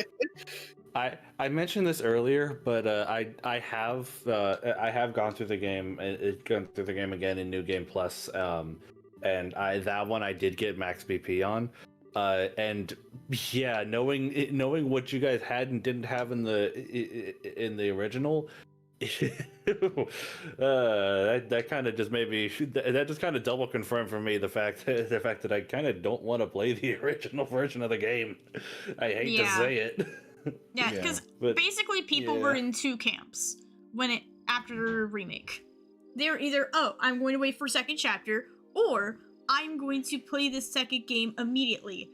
And to be honest, I am in the camp of caution against going to second chapter immediately, just because it is tonal whiplash. But I think we'll have something in our notes. We'll talk about that later. Yep. Yeah, we're getting close to that. Okay. Yeah, once these cutscenes are done, I'm probably going to stop playing the game, because I'm gonna be real, I'm getting a little bored. That's fair. Yo, the robot effect, baby, let's go. But it's taking place in Berlin. The fact that I got spoiled with the remake. Yeah. Okay, so last thing to talk about when it comes to Zeiss, our characters there. So we've got Agate and Tita. Who do we want to talk about first? I would say Tita first, because this is more about her. Oh yeah. Chapter 3 is her chapter and her story. It's the Tita show. Yeah, and she is adorable. So, She may kind of suck as a party member, but she is adorable, and we love her so.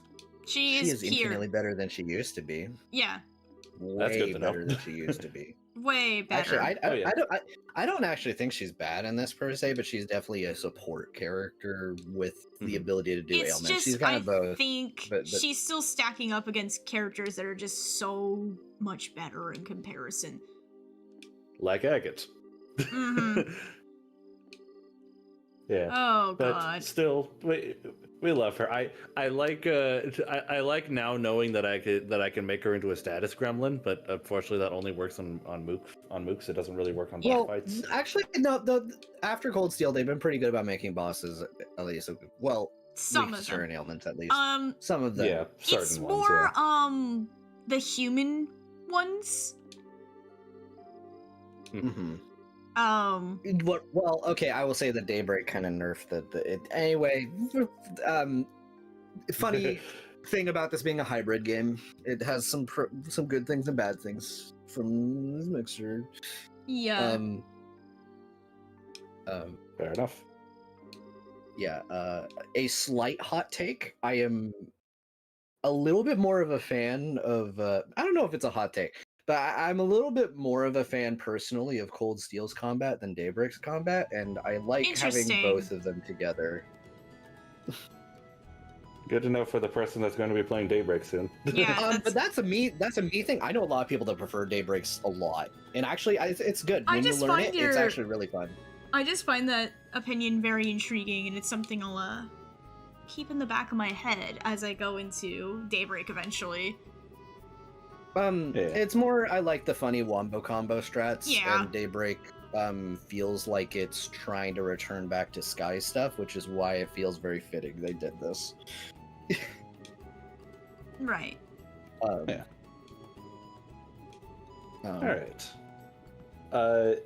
I guess now thoughts on Agate. This is I know some people may look at me side-eyed for this, but I'm gonna say it anyway. Agate's my favorite secondary character of the game. I really like him. I did not expect to like him when I first saw him. Oh yeah. But maybe it's just because I empathize with him a lot. Not really in kind of the. I don't think I'm like him, no. But I empathize with him. I understand. I see what it seems like he's gone through, and what's been. I don't know, JC. You seem like a bandana wearing edgelord to me, and I respect it. No. But Genma. I liked learning his origin story. No, I had a stupid idea, and I'm like, no, I'm not going to. Okay. I'm not going to spend him money to draw this idea. I'm not gonna do that. I liked his origins. I liked his origin story. I like knowing that he has history with Cassius. And I also like the fact that, and C had to remind me that I did this. I figured out where he's from when most people are not supposed to do that in first chapter. Oops. Yeah. Yeah, we're not gonna say that here because that's a whole thing. The clues are there in first chapter alone. He put the pieces together, but I enjoyed Agate in the first game, but I've said this a million times and I'll say this again. My love of Agate more started in the second chapter because he gets so much more time. Oh yeah, I remember. To cook.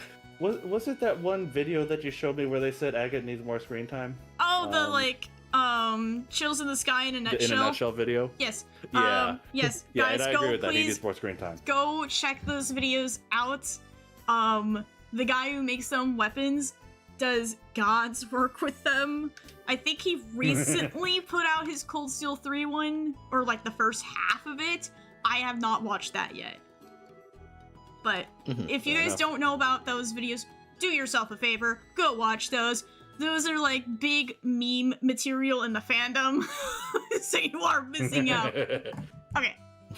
Alright, I'm gonna close out the He needs game. more screen time, and I'm looking forward to seeing him more in second chapter, because if what you're saying is true, I'm probably really gonna like him. Oh yeah.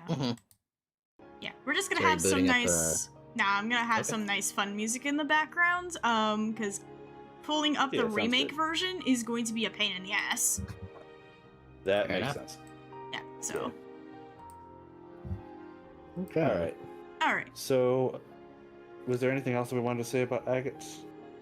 Not necessarily. Yes, we get to be cops.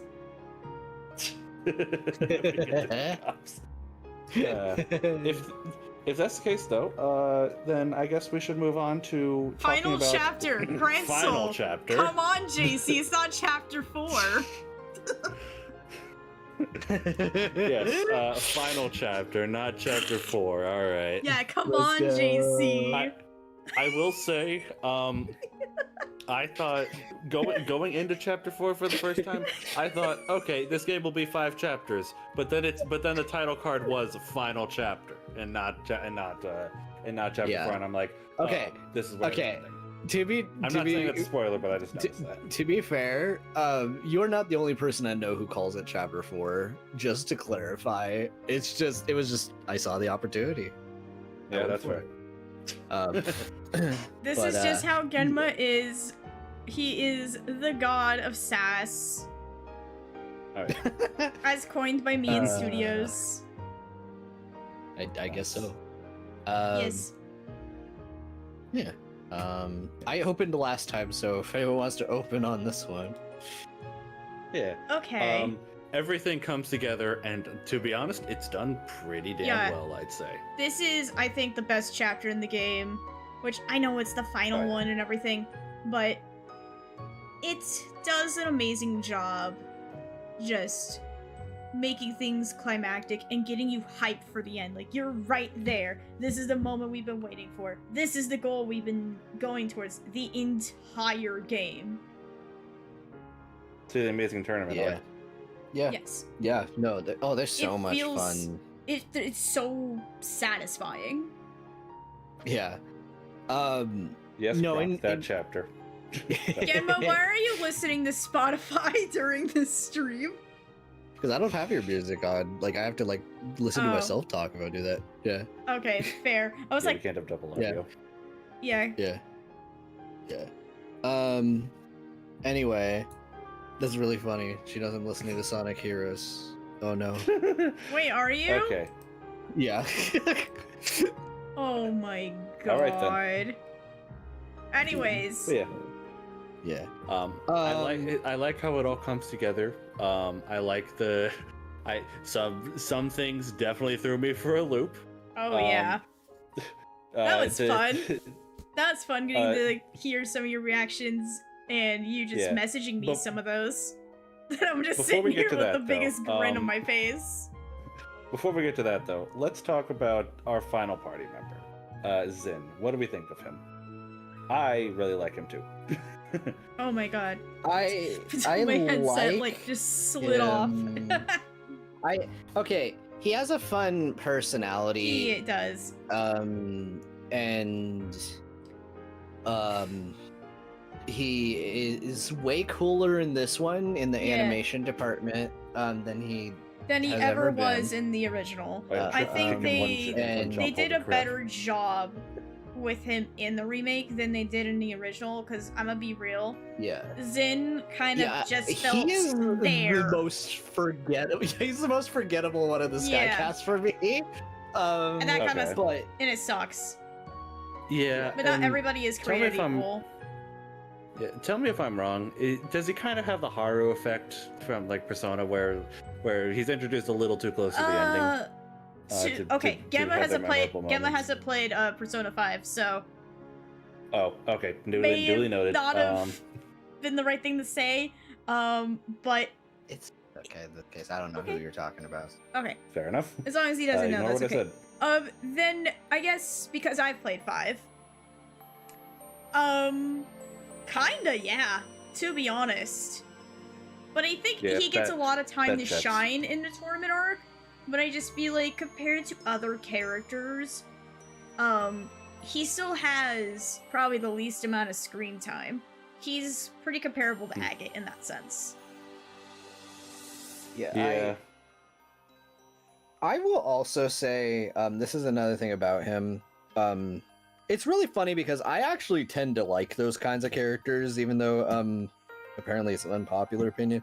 But Mhm. I think for me anyway, he actually falls into a similar camp as I want to say characters like Gaius and Cold Steel, where they're just kind of a bro, and They're there just there. isn't like now I actually love Gaius. I actually like Gaius more than Zen personally, but I think yeah, it's just a case of just like this is a person that's very well put together, and like I have you know they're things here to help say. out, but I have things to say because you brought up Cold Steel, but I don't want to talk about it here because Right. you know I don't want to Right, of spoil course. JC. Yeah, I fair think enough. that's a conversation you and I could have at a later time yeah, when we're just Um, chit chatting. of course. Anyway, there's just like a throwaway comparison, but I'm mostly referring to even in like let's say like Cold Steel 1. Like I still think I kind of like Gaius more because you can at least like anyway. Mhm. I gotcha. Yeah. And also he's like introduced frame 1 just like everyone else in that game. Yeah. Um, Yeah. yeah. But Unlike Zin. with if what Snake says is true, then I get to look forward to seeing more from him later. Just like with Agate. Yeah. Yes. Yeah. As long as I have the win, there is no enemy I cannot surmount. God. Was that something he said? No. don't This is remember from Cold Steel in a nutshell. Oh, I see. But the wind, Duly the noted. wind joke is a regular thing. Duly noted. All right. The winds. The wind. Yeah. I'm trying to think real quick with also related to Zen. Yeah, I don't know. He's just there. Yeah. That's fair. I took a shine to him, but I do agree he definitely does need more screen time. She needs more I time. felt like I felt like he suffered more of that than Agate Yes. than Agate did, but in hindsight, like they are kind of similar in that regard. But hey, that's just more things for me to look forward to because I like both these guys. Oh yeah. Yeah. All right. Next thing to bring up, because we kind of mentioned it before. I want to go ahead and go to him now. What do we think of Lawrence? Oh, we're just gonna skip the other character here. We're just gonna skip the other for one now, here. because we brought him up at the same. We brought him up first. Okay. I just want to go right to Lawrence if that's all right. Okay. So, Interesting. What do we think of him? Because, yeah, I told my experience with that fight the first time on Stream. stream, and I don't know if you were there, if it was someone else. No, it was just you and That was a fun me. experience. I think Gen was in chat though. It was just us. Okay. Yeah, it was just you and me. Yeah. Gen came on the Yeah. stream afterward. Right. The thing is, for me, I'm trying to specifically, for reasons, recall my first time playing this game, and Yeah. the build up. And Okay, I think Snake puts it really, really eloquently. Cool, mysterious, and powerful. I've definitely Well, he's got definitely the got that mystery element mysterious, out for like sure. that mysterious foreboding vibe with him. Like, I think definitely when Oh. I first saw him, I was like, okay, you are important. I don't know why you're Mhm. important, but you're important. He's wearing different colored armor from the rest of the goons, so that means that he must be important. And yeah, he ended up being very important. Oh yes, and yeah. he is very important, I think, throughout the entire Sky trilogy. Yeah. The Looking way forward they to, set him seeing up more from him. is really good.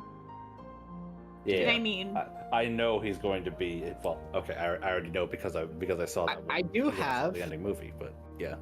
I do have one thing, and like you guys may disagree with me on this. And I guess this kind of slightly allows me to segue into talking, I guess, like the different voice actors, like with what I experienced with like the Evo voices versus oh, that's right. versus the dub that I have here. I'll go ahead and say this: he has time to win me over. But I personally don't think I am a fan of him from what he did in this game. The voice The that voice they actor. went with.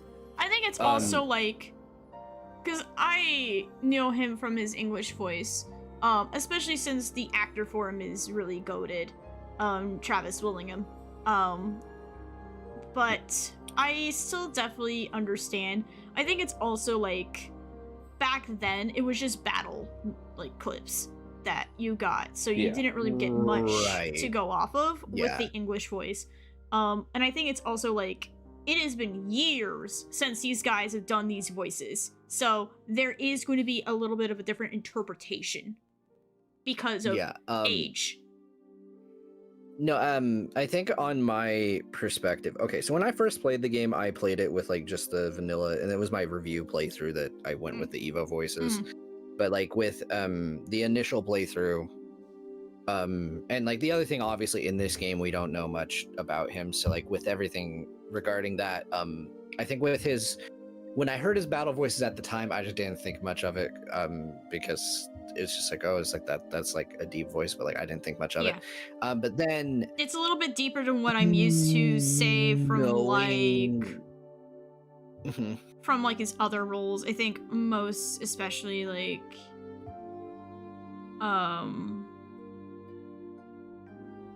Full Metal Alchemist, I think, is the big one. Right, and actually, like you mentioned that he is like Mustang. Actually, I love Mustang and like his English voice, but I think like when it comes to, yeah, it's just a very different voice from the Japanese for him, because he's a lot more.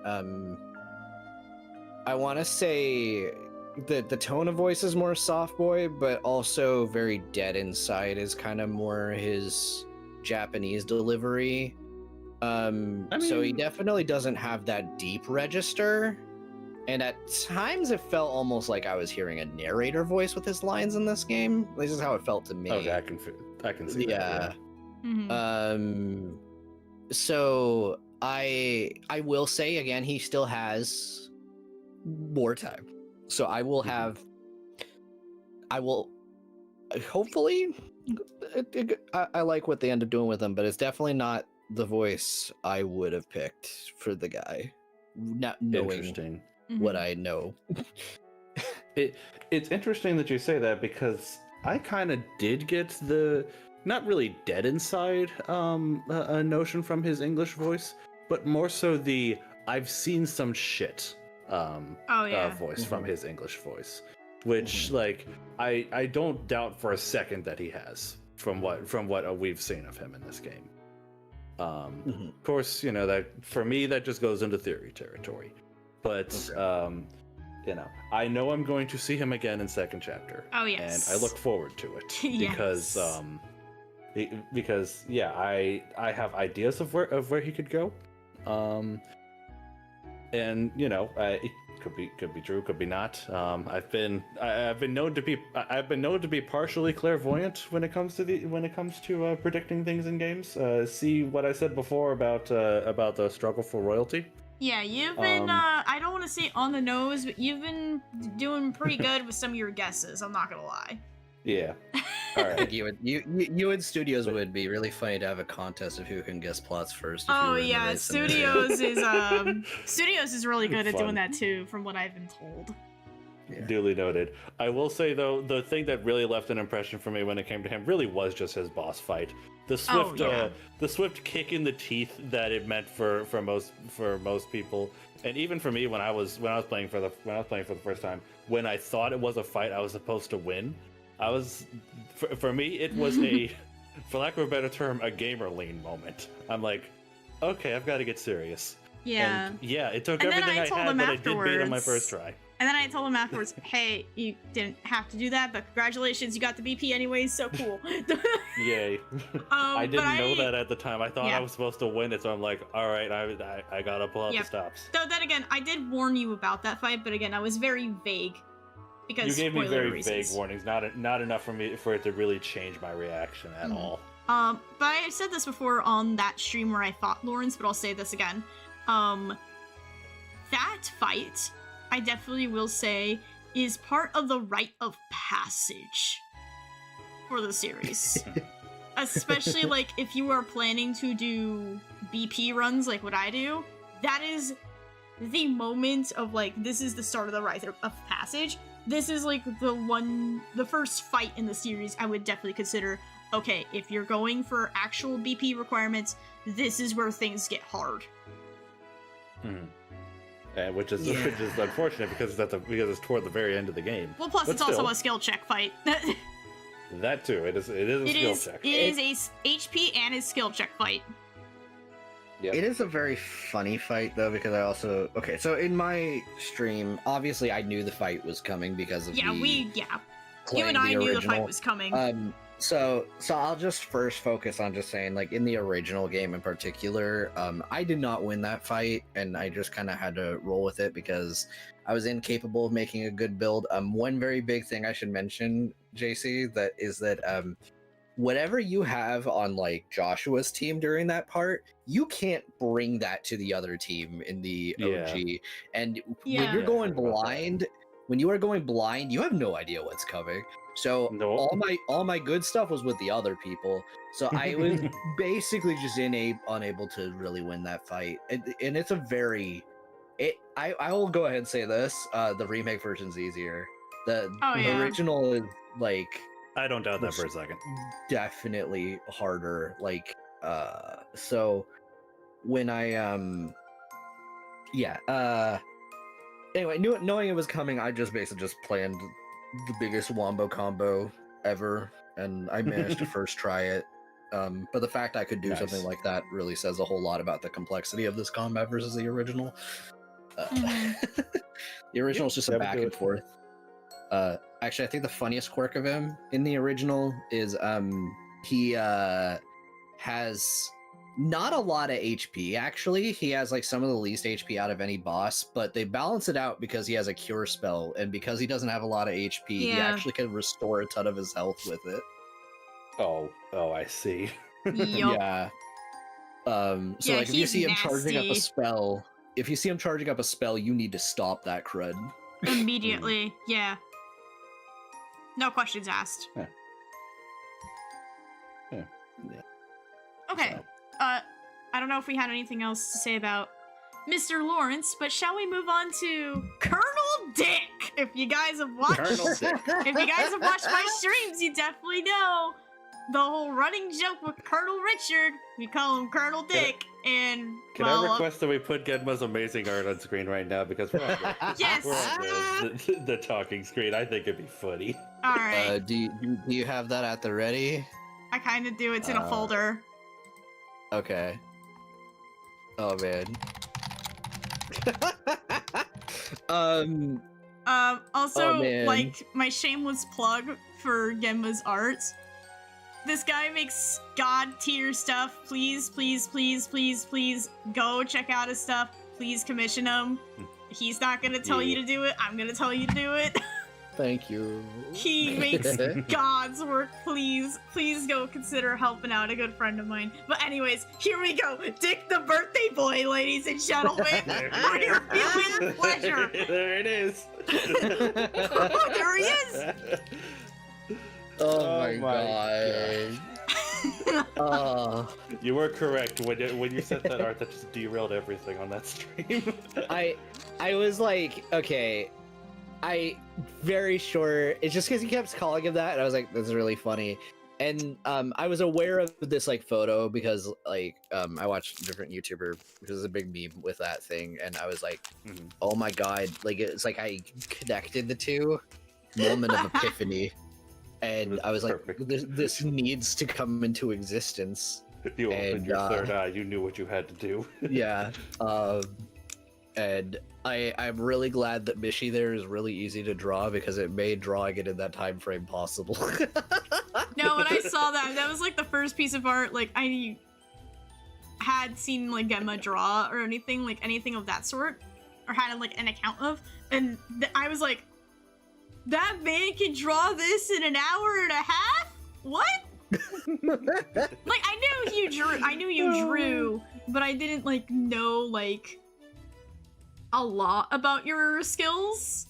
But now I'm like, when I saw that, I genuinely was like, I'm gonna save him on my commission later list.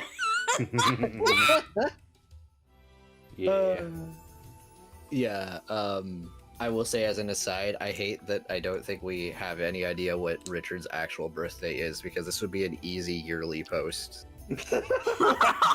Hold on. No, I'm 99% sure we do not know. I will check, just to be sure. Yeah. Okay. Well, while you do that, let's talk about Colonel Dick. What do we think of him? What do we think? What do we think of him? We do not have a. You're right, Genma. We do not have a birthday for him. We have an age, so we could do some math guesswork on the year he was born, but we can't nail down a date. Yeah. Which that's the important part. So yeah. Yeah. But regardless, no thoughts on him. Honestly, he's pretty good antagonist. There's I think there's definitely antagonists in Trails I personally like more, but as like the That's neither first here or one, there. yeah, as the first one, he's pretty good, and it's a different kind of villain than I think a lot of ones Like out there. JRPGs do. Yeah, Oh, I mean, I think ultimately at the unique. end of the day, he is not technically, as we know, but he is the one that we see for pretty much the runtime, and he is very, very good at what he does. You understand why he's doing what he's doing. You get where he's coming from. You get, You just sympathize with him, which that's a mark of a good villain. yeah. Oh yeah. And in general, yeah. Considering how villains in the later Trails games are, I think this is a good precedent for what's to come in later games. Okay, Yeah, I will that say, checks. I would never have that hairdo ever in my life, Gundam. I agree, but you know what? he makes it work, kinda. I Look. did have a nickname because of his sword and his hairdo that I did like to call him Blonde Virgil for a long time. Oh my god. Blind Virgil. Like, I was gonna say, I mean, do I have to bring up what I said about your hair, Genma? Bro My has gosh. that edgelord hair. Like I said, Nice. grew up in the 2000s, baby. No. I was gonna say, did you do a fucking hair flip or something when you said that, dude? No. But Yeah, that's I right. haven't. I don't think it's long enough for me to do that right now. But yeah. Oh my Um, god, don't do that, please. That would be so weird. It was funny. I would cringe. Anyway, it's okay. You can cringe for the both of us. I am free. Don't worry, Genma. We are cringe, but we are free. We are Indeed. cringe, but we are free. But yeah, no. His whole Virgil thing, though, it's mostly a compliment. He is really freaking cool, especially those battle animations in the remake. Oh my god! My god! Oh, yeah. When I remember Yeah. seeing those when I was streaming, I was like, "What the fuck? They cooked." I will say, Lawrence kind of set the bar for me when it came to those animations. Like I remember seeing them, and I'm like, oh shit, all right, this means something. I just kind of figured that he'd get those whenever we inevitably found him. I was not disappointed, but Lawrence kind of stole the thunder on that for me. Though again, he's still very good. Still very good. Yeah, Flips so wild, it plays 3 times. Okay. I will add though, JC, that might be another area where you might be getting a little bit spoiled by playing this first. Just letting you know. The other fair. 3D games. Well, okay. Daybreak looks like this. Cold Steel does not look like this. Yeah. Fair enough. Cold Steel Duly definitely had to take some liberties. I I'll don't keep that, I'll mind. keep that in mind if I ever go back to play the older 3D games. They for sure are the earliest 3D Trails games. Yup.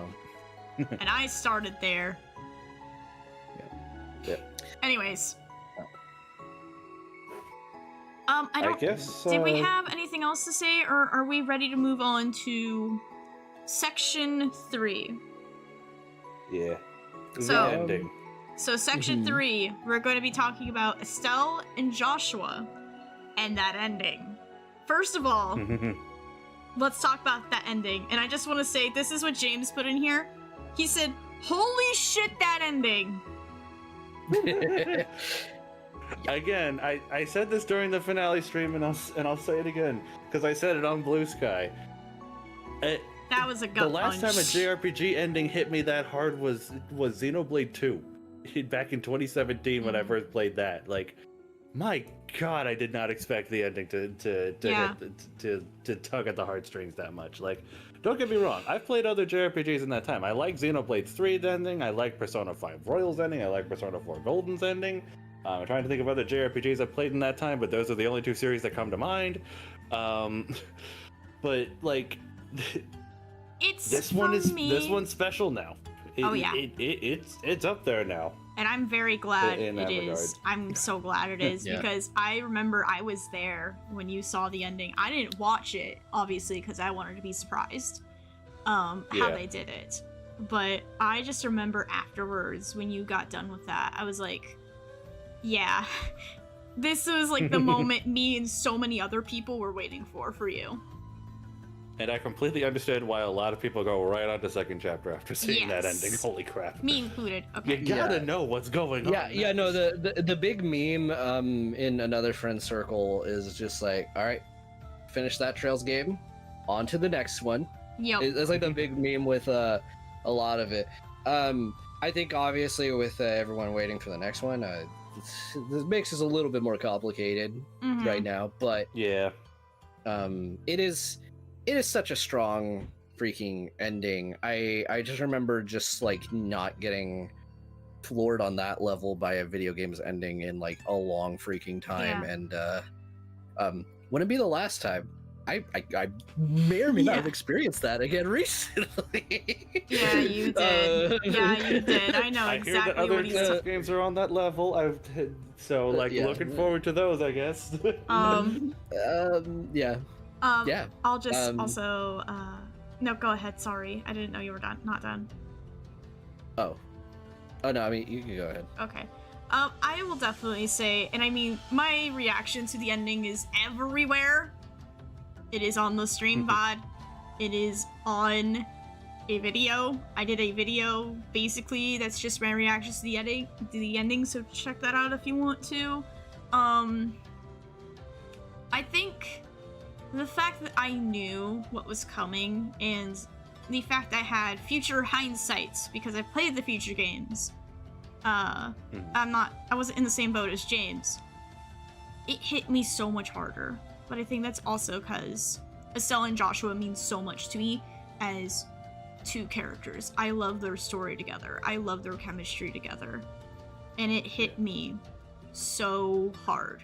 And I think as well with some of the wordings Joshua used, and especially with some of the personal trauma I've had to deal with in my life, and me more as an adult coming to terms with it and trying to make things better for myself in my life, trying to move past my traumas, trying to become a person I want to be. It hit so much harder because I know I've been there. And it's sad to see I was looking in the mirror again. That's what it felt like to me. I felt like I was looking in the mirror at Joshua, this poor, broken man who went through so much. And I saw that again in myself. Like, I was once in those shoes at one point in my life. So I think that's why a lot of it hits so hard. But I think as well, like, just the words. The words in that ending are so iconic. They will not leave my head. It was even my Discord status for a little bit. And people were like, see, you're evil. Well, only people who understand that understood why that was why that was the case. Absolutely. Yeah. I will say I'm very glad that Gung Ho didn't screw up the ending. Yes, I was. Thank that God. was the biggest thing I was very worried about. Just how they were gonna do the ending. Because that is the make or break moment for new fans if they are going to continue the series. If you love that ending, Absolutely. you're continuing. No questions asked. Yeah, I'm one of those. Yes. Genma, we got another one. We got another one. Yeah, I think I remember that ending did, like, at the time, really impact me, like, emotionally with, Oh, yeah.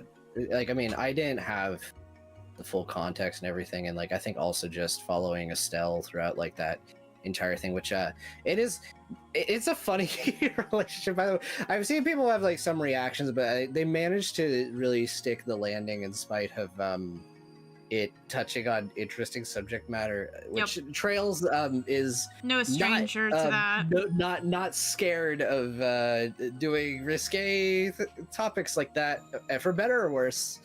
But I think with Estelle and Joshua, like it's such a like iconic and beloved like duo between the two, and like their entire dynamic. Like, I think it also kind of brings a lot of the themes of like that game, or like Sky One in general, where like I kind of feel it's a very like I want to say it's a very cozy and like you know, just kind of happy game, and like I feel a lot of it is because also it is from Estelle's point of perspective, because she's very optimistic. Like optimistic, naive in a lot of ways, you know, just in a lot of cases with Joshua, you know, trying to respect him and like give him like his boundaries and everything, and just and I mean, I don't know how things would have played out if she was like more pushy and let him like tell her things early on. We really do not know, but with like a lot in yes, but then yeah, it's one of those things where at the same time she doesn't really like know what's going on under the surface as far as like the world around her, and like and that's just really where all of that comes kind of crashing down in that scene. Yeah, I've talked about this before. I don't remember if this was on a stream or not, but one of my favorite music tracks from this game is just the regular battle music. It evokes the feeling of a happy, fun adventure with your friends and those you love. But and the reason why it works so well is because this game is told from Estelle's point of view, for the most part. Like obviously Josh was there the whole time, but yeah, she is that person to see this all to see the bright side in everything and everyone, and that's why like going more into my thoughts on Estelle and Joshua. Estelle's my favorite character of the game. Because I also empathize with her just like I do with Agate. She sees the bright side of everyone, and even in one of the ending lines, I don't remember exactly what she said, but she was trying to convince Joshua that he's not who he was in the past, and that's, you know, it's exactly what I would have said in that situation. Of course, we know it didn't change his mind on anything. But the reason why I bring up the battle theme is because that theme, that happy-go-lucky energy, it's not going to be. This is kind of getting into what I'm thinking the second chapter is going to be like. I don't think the second chapter battle theme is going to be like that. It's not going. It's going to go for a different tone because Estelle's entire perspective on this journey is going to be different. Yeah. That's and the ending is what cements that. I do like that thought process. Yeah. No. And yeah, I think that is kind of like the big thing. I mean, like, yeah, that's with Sky One in general. Yeah, that's like very much the battle theme. Like you said, yeah, that's definitely what they are going for there with that one. Of course, I will neither confirm nor deny when it comes to the people. We will. But me and Genma have sworn to secrecy. And I do want to be clear. I said before, yeah, Estelle's my favorite character in the game, but like I do love Joshua. I see the struggles that poor boy's going through, and you know, wish I could just reach out and rat shake him sometimes, you know. Josh, I've said this before. Joshua's my favorite in this game. Just because I relate to him so much, and I just think he's a cool dude. But definitely with everything going on, and I've said this before, I've talked to both of you in private about all of this. You guys, you both understand why Joshua as a character means the absolute world to me. Oh yeah, I understand.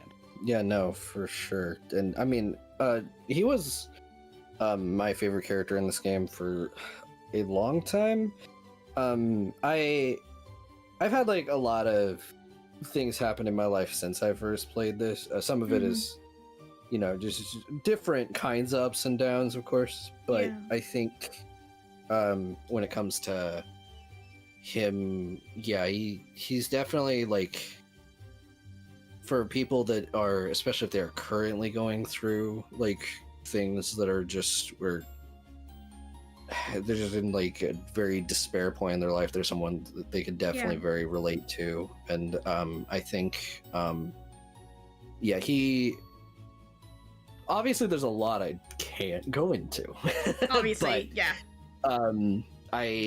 He is an incredibly strong character. I think for me though, what really elevates Estelle and Joshua is them together. I think as like, while I would say that Estelle has like her strength and Joshua has his, they are two characters that are the best together as far as like the story and the way it works and all that. And Absolutely.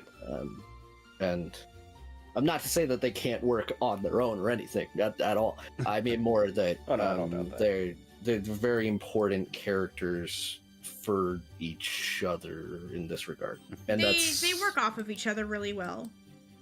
Yeah. They counterbalance each other. Yeah. Yeah. All right. Okay.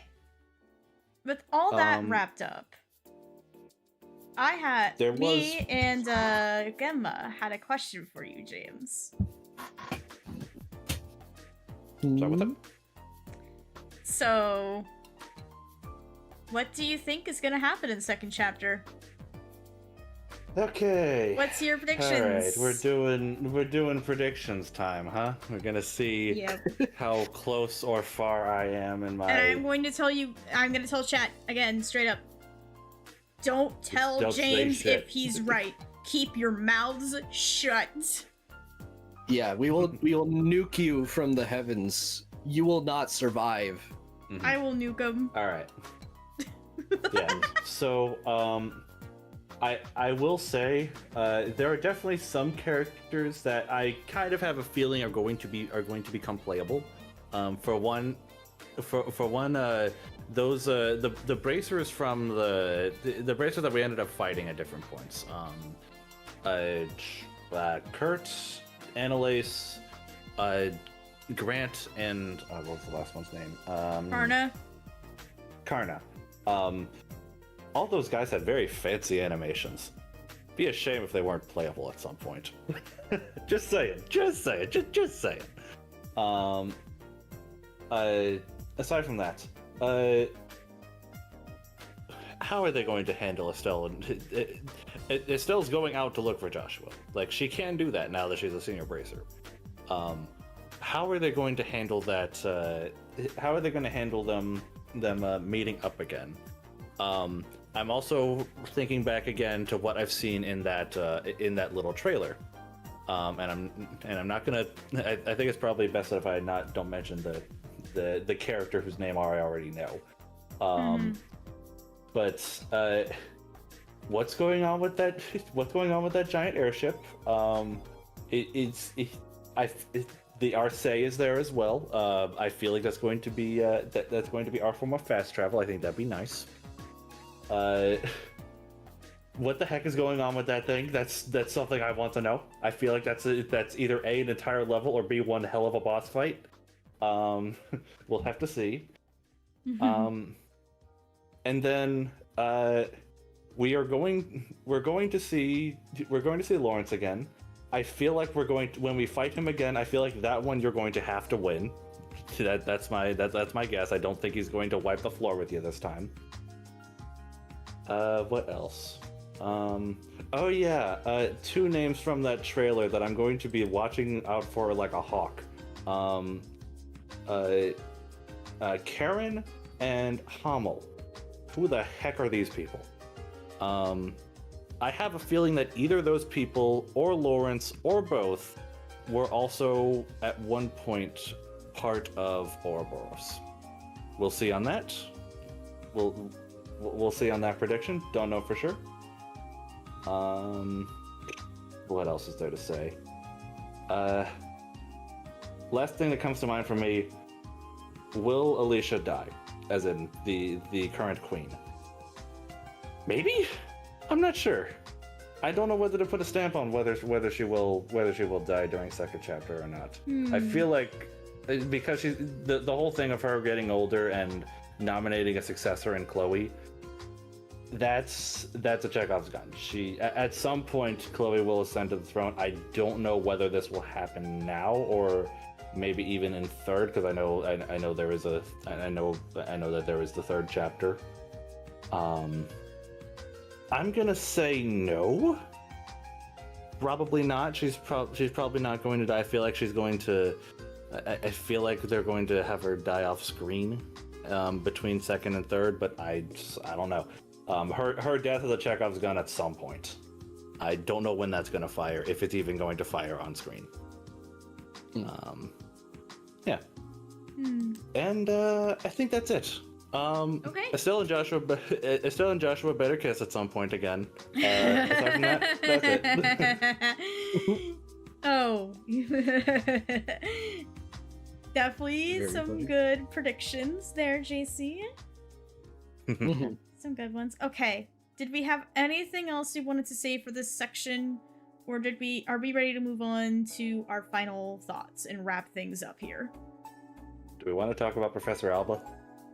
Do we want to? Oh man. That Or- man. or Oh, Weissman. hold on. Yes, Weissman the. Okay, all right. Weissman the Okay, Faceless. I'm sorry. I just got another prediction in my head. Weissman the Faceless. That name is terrifying to me, and not for any reason that you guys might be thinking of. In Dungeons and Dragons. I am also scared of white people. What the fuck? Look, all I gotta say is I look in the mirror and get jump scared, okay? It's fine. Okay. So what you're saying is you're scared of yourself. Oh god. The joke is his name is literally White Man. Anyway, continue. Okay. Weissman the Faceless. I don't know why, Oh but my that God. name is giving me. That name is giving me pause, and also we know his ability is manipulating memories. It's just the terrifying thing that's God. coming to my mind. Yes, Alba, we're talking about you. I can't. James. Okay. James, don't Sorry. look in the private Okay. server. Alright. Weissman the Faceless. I'm just throwing this prediction out there. Because we have not actually seen his ability firsthand. We just know of it because of that one cutscene with. We just know of it because of that one cutscene with Joshua. We have not seen his ability firsthand. I'm a little worried because it's reminding me of something that I learned about in Dungeons and Dragons. If any of you know what the false Hydra is, that's what's kind of giving me. That's what's reminding me of Weissman here, because what the false Hydra is able to do, it's able to, like Weissman, completely erase everybody's the memory of anybody who sees it of seeing it. So even if you face even if you're in front of the false Hydra, you just won't ever see it. It's not that it's not there. It's not invisible. No, it's just you'll forget that you saw it as soon as you God. look away. Oh my fucking god. That's why it Alba. makes sense. It's scary. See, Alba understands. Yeah. Oh my So fucking god. Yo, no. Alba understands? exactly, That's exactly. crazy. That's a scary thing. Oh. But yeah, Guys, I'm just getting. please. I'm just getting echoes of that. That's why I am I am legitimately scared of this guy because memory erasure is very brutal. And especially when handled well, very terrifying. So I am predicting something along the lines of the false Hydra from D&D. Just saying. Anyway, that's all I have to say about Alba. I realized it probably sounded like the ravings of a madman while you guys were laughing at Alba. but yeah, that's what was going. That's what's going through my head right now, revolving around that guy. Genma, don't look in your DMs. Don't look in your DMs. No, I know. Oh my God, Seth! Yo, Seth! Yo, Seth! The dude! Seth. Yo. Yo, hi, Seth! Yeah, no, it was really crazy when Tita showed up and just, It was me all along, Spider-Man. Smoke screened everyone, and, yeah. I don't got a good joke for that. Yeah, sorry, I used all of my joke points on that white man joke. Oh my God. Okay, so You'll anyway, probably though, find out about it later, Seth. But hi, hello. Probably the first time you're hearing my voice. Yes. So I mean, I shared this during my stream. Of course, I did not see the twist coming at all with him. Back when I first played, it caught me so off guard, and it's like the exact moment where I went from like enjoying FC to being like, oh my God, this is actively rewriting my brain chemistry right now. Like I am just. It is such a good twist. Makes so much sense, and the powers. Oh my fucking God, Seth! Like, when she said it's time to rustle some jimmies and rustled all over the place, I clapped and cried. Oh my God, Seth! Okay. We are running over time. We are running over time. We are close to done though. Yes. Time for me to pull up the please wrap it up sign from Game Awards. Oh, I'm kidding. Genma, finish your thought, please. It just rewrote my brain chemistry. Really freaking good twist. Yeah. I love it. Yes. It makes me so happy. It does not make Joshua happy though. No. It makes him very, very sad. No, I mean, it makes me happy that it's like that ending just gets people and gets them hooked. I love that. Yeah. Oh yeah. Okay. Final notes. It's nice to meet you guys, by the way. I'm sure Genma has so many wonderful stories about me. I mean, Seth, you've probably heard about me from Genma. This man, for some reason, loves to talk about me.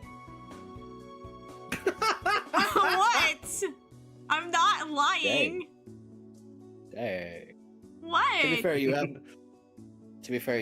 have the funny quotes, so you know. Seth has met his match. Anyways, all right. Final notes.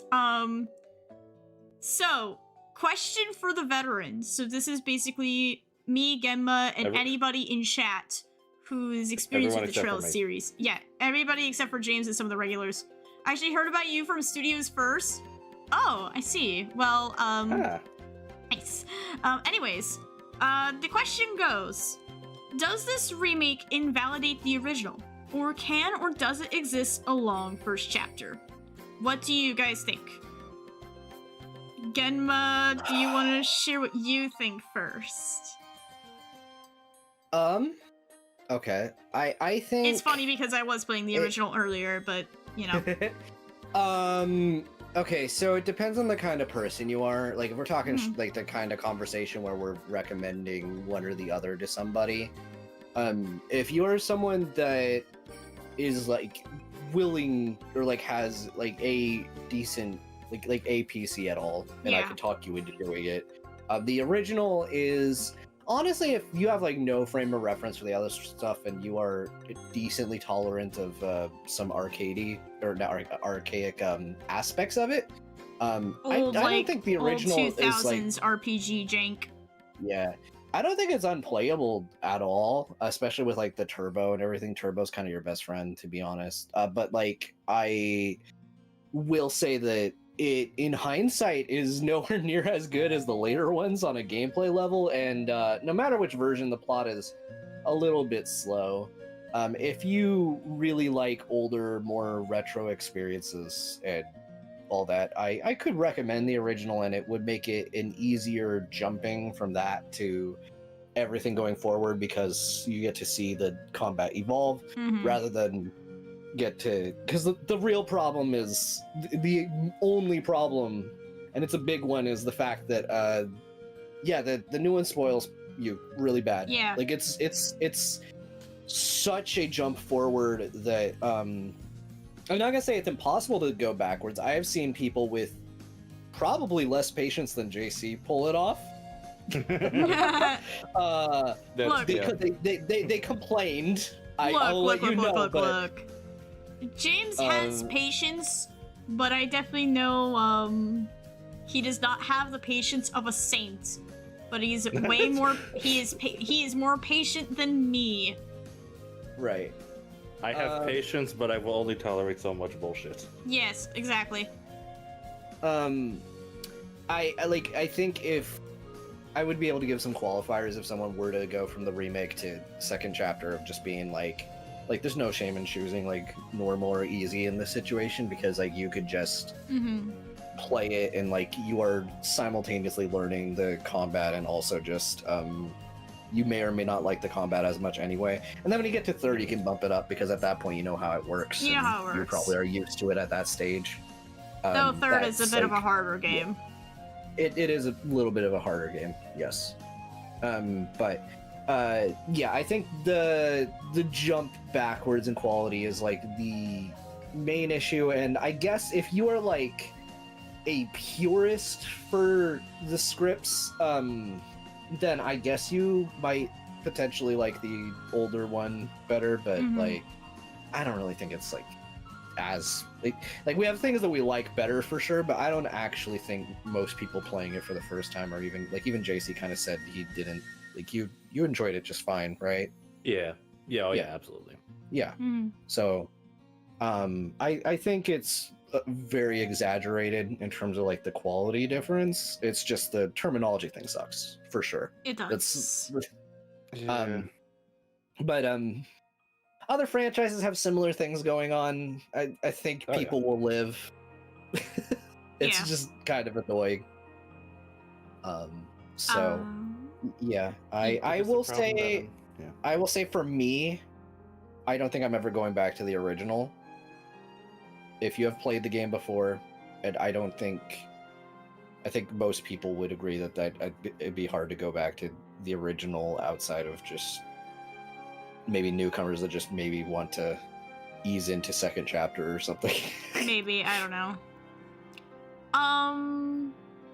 I definitely feel like it's a double-edged sword with all of this. Because Remake does so many things right. It makes a game I think is a very archaic experience by today's standards so much better. But say if like you finish Remake and you want to continue, you have to go back to the old gameplay style. And some people may not like that. It definitely depends on what they're tolerant of in terms of their gameplay. And yeah, it's very just aged. The original has just aged so much in certain ways. And I think I'm gonna just agree with Genma here. After playing Remake, I don't want to go back to the original. Like, I don't want to do a full playthrough of the original. Yeah, I played a little bit for you guys on stream tonight, but that's a different case. I just don't want to go back to the original and play it again because, whew, boy, the remake just does so many things better. I guess if I could only recommend the original if you're just curious about where the series started and how it goes. That's really the only thing I think. I mean, to be honest, if like you want to play this series, I would honestly just tell you to start with this remake. Yeah, you're gonna have to wait a bit for second chapter remake, but I still think this kind of makes the original obsolete in some aspects. Yeah. Let's see what chat says. Okay, Gundam says, I would recommend this to my friends. Use heart, please, and with turn-based, the action battle bits we'll get to go through it more. Okay. Definitely, okay. Steak says, it can exist alongside first chapter, but like the Yakuza Kiwamis, you won't be able to feel the gameplay progression from beginning, since you're experiencing later mechanics from later games. So it might be deflating later on. Granted, I don't think it's as badgering or baggening. It's as bad going for bad Data Space. Going from Kiwamis to 3 or 4 as bad. Agreed. Okay. Yeah. And then Seth says, only reason I would suggest the original is the localization being stronger for me.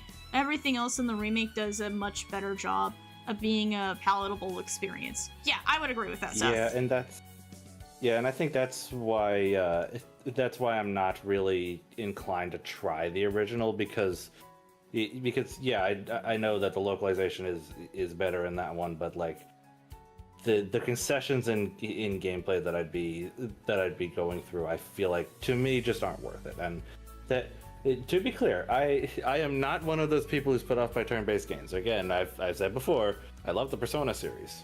I love and that's far from the only turn-based RPG series I play. Like I play all the Mario RPGs. There's another one. I like turn-based RPGs, but I'm not really inclined to try original first chapter when this remake exists. It's a much better jumping off point. Oh. So, I do want to actually expand on one thing you said though.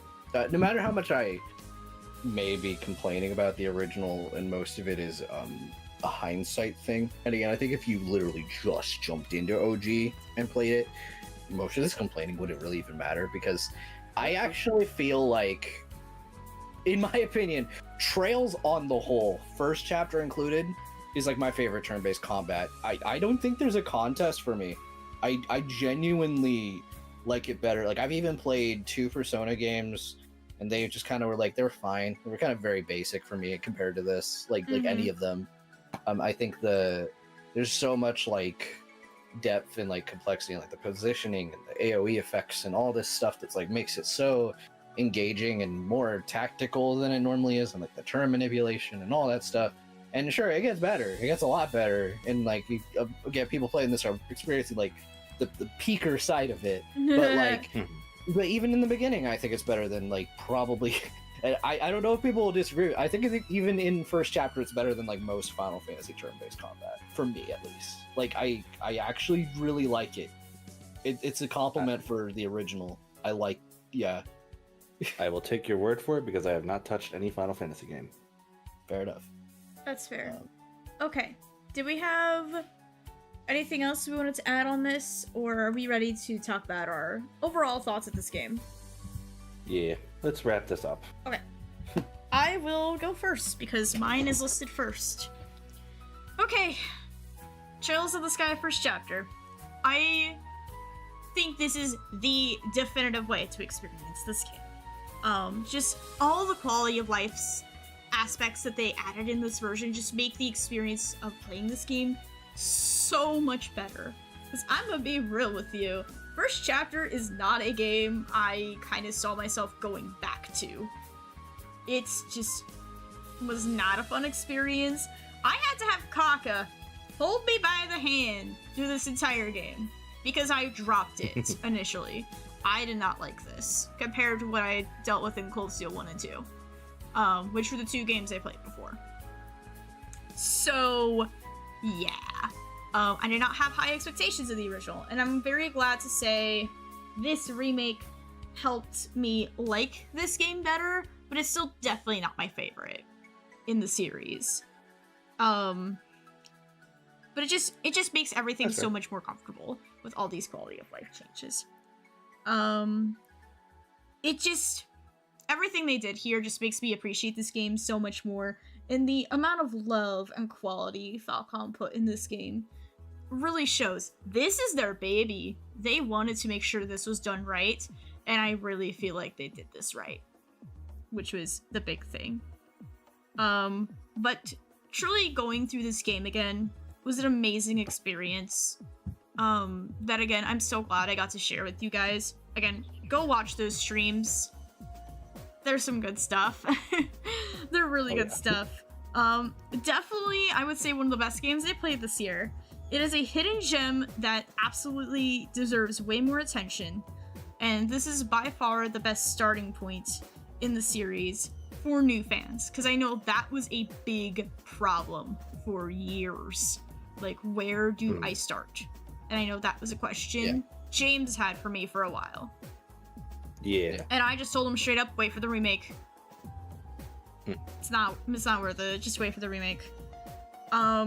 So basically, you have no more excuses anymore. If you guys did like what you saw from watching me stream the game, and some of you guys might have are also from Genma's side of the pond. If you liked what you saw from him, as well, like, hey, do yourself a favor and play this game. This game is really good, and it deserves all the love and praise it gets.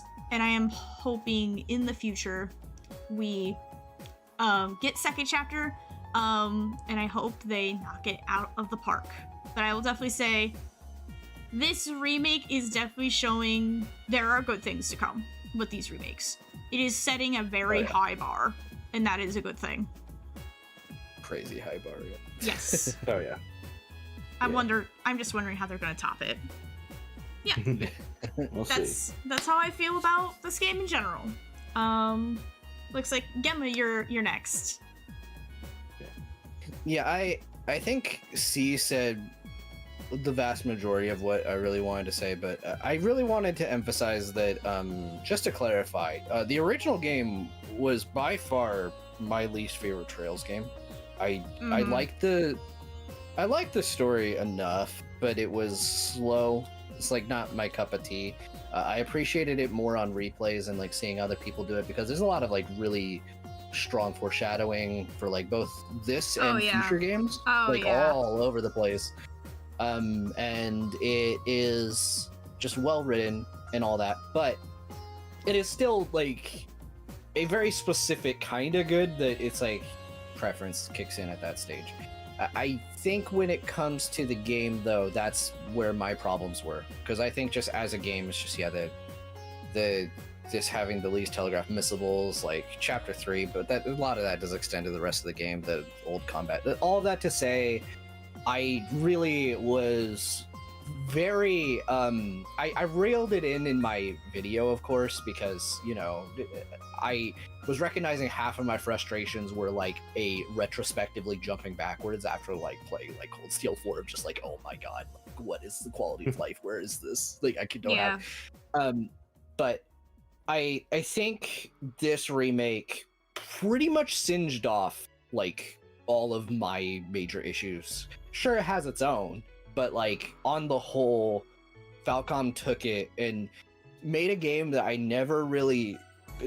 did not enjoy the gameplay of as much as I used to. I could see myself playing this just to run around the field and just beat up things. Like, they made a really strong world design out of what was one of some of the most forgettable in-between areas originally for me, where it was just kind of fun to run around and just play the game, and it's kind of almost like a merge Mana and Trails for me in that regard with the way they designed this one. It was just really good, and I just am so impressed by it. If like I forget if I ever showed a tier list on this, but I'll just say this jumped up several tiers from where the original is placed for me. Yeah, it jumped up a few for me too. Sign. Yeah. I love this remake, and Falcom knocked it out of the park. And as for newcomers, you know, I will still say, you know, if you are a specific kind of gamer, I can still somewhat recommend, like, if you're wanting to play from the beginning and appreciate the mechanical evolution. But yeah, at the same time, I don't think you can necessarily go wrong here. You just have to know going in, you are gonna either make the choice to downgrade or to wait. And actually, I will say as an extension of this will probably be a persisting issue, because I guess extending from earlier, they took so many mechanics from all these new ones that no matter when you jump into this remake saga, you are going to do some kind of downgrade, even by the time you're at Cold Steel 6 games in, because you're going to be like dealing with even animation downgrades or like still missing mechanics, even at that stage. Like, I feel like though, just to offer some pushback, I feel like at some point they probably won't necessarily need to continue remaking, because some of them, I feel like, and I'm guessing this point is going to be the Cold Steel series. I might be wrong on this, but I feel like from that point, it seems like they're pretty satisfied with like what they've got.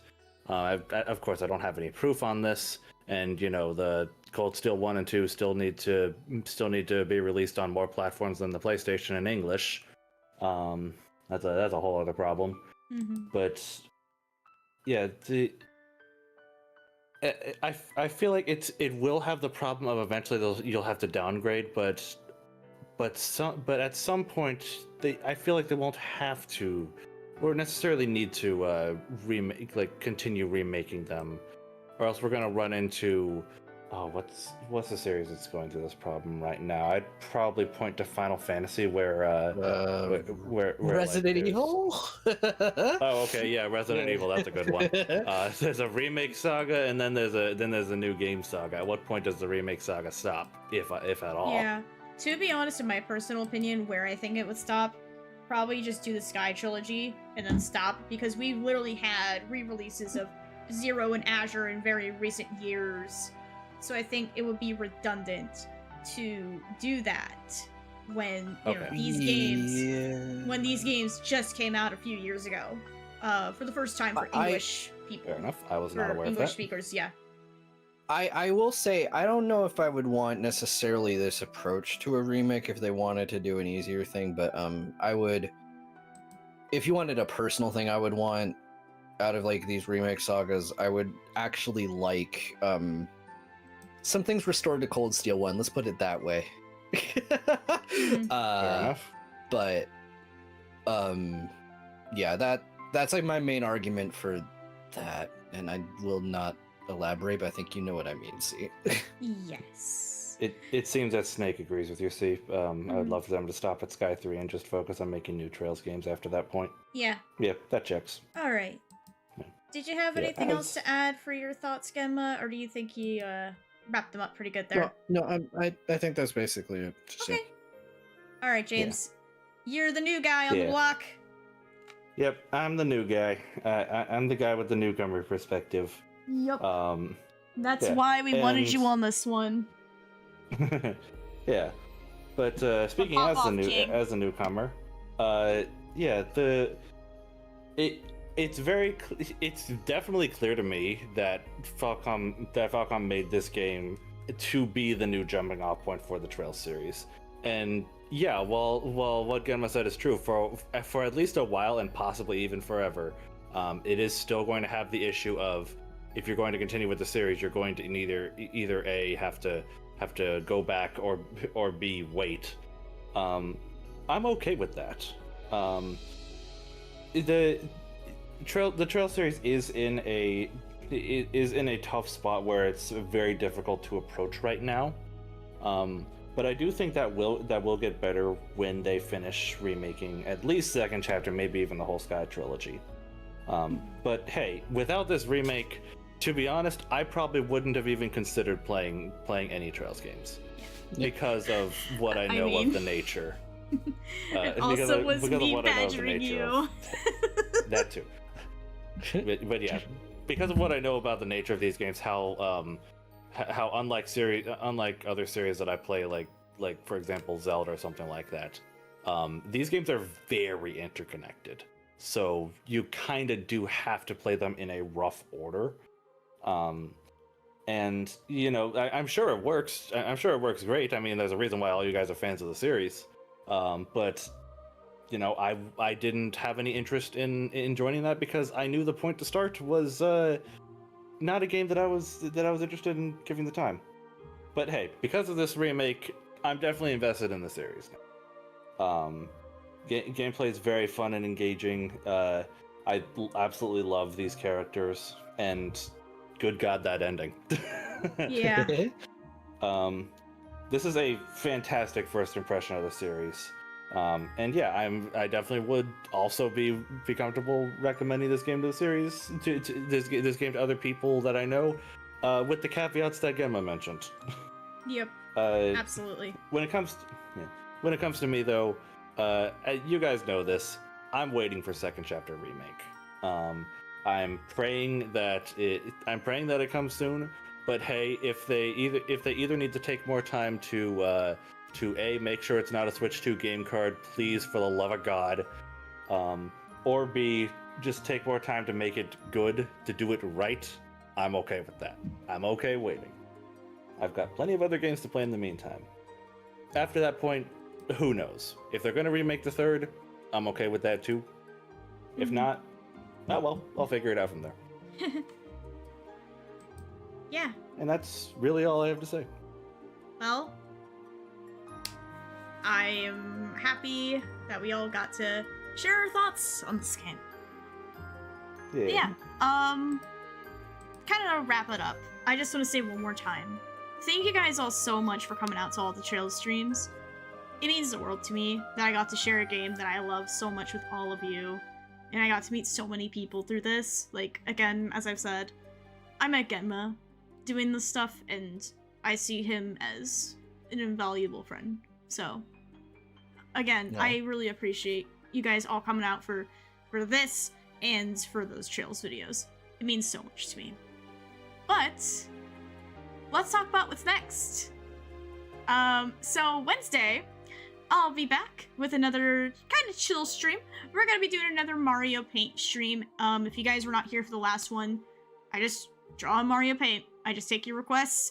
We draw really bad in Mario Paint. And talk about whatever the fuck we want to talk about. So yeah, it's just gonna be chill vibe stream. Come hang out with me. Hopefully it'll be fun. But yeah, that'll be on Wednesday. I still have the form up for the best of 2025 moments for if you guys want to help out with that video in the Discord server. Which again, I know a few like people who aren't usually here also showed up tonight. But if you liked what you saw tonight, guys, and you want to see more from me, definitely consider subscribing to the channel. It means a lot to me. And checking out the Discord server too if you'd like to be part of the community and just hang out with more people that like the same things. Again, any support is appreciated. If you like what you saw tonight, definitely consider it. But yeah, we've definitely gone way over time, so I'll let you guys plug your stuff real quick, and then we'll get out of here. Yeah. Should I go first, or should you? No, you go, JC. Yeah. No, you. Sure thing. Just my usual things. As the frequent viewers here know, I have a Blue Sky. It is linked in the description. That is where I post my various thoughts about various games and stuff like that. And you can also occasionally find me on my buddy the Nomad's channel. His channel is linked in the Friends of the Channel page, so feel free to check him out if you're interested. I just wanna say what Seth. I just wanna reply to what Seth said. He said, I showed up for the pretty face, but it was nice to meet you, C and JC. Yes, it's nice to, like, kind of talk a little bit more, Seth. You seem like a cool person, so I wouldn't mind getting to know you more. But, hey, I'm a cute face, too! I'm a cute, pretty face, too! Oh my god. You calling me ugly? Fire Emblem waiting room. I just saw that too. Oh my god. I see how That's it amazing. is. Alright. Genma, you're my special guest tonight. You got the floor. I am indeed special. No. Yeah. So Watch your next words very carefully. No. So I do What in the YouTube.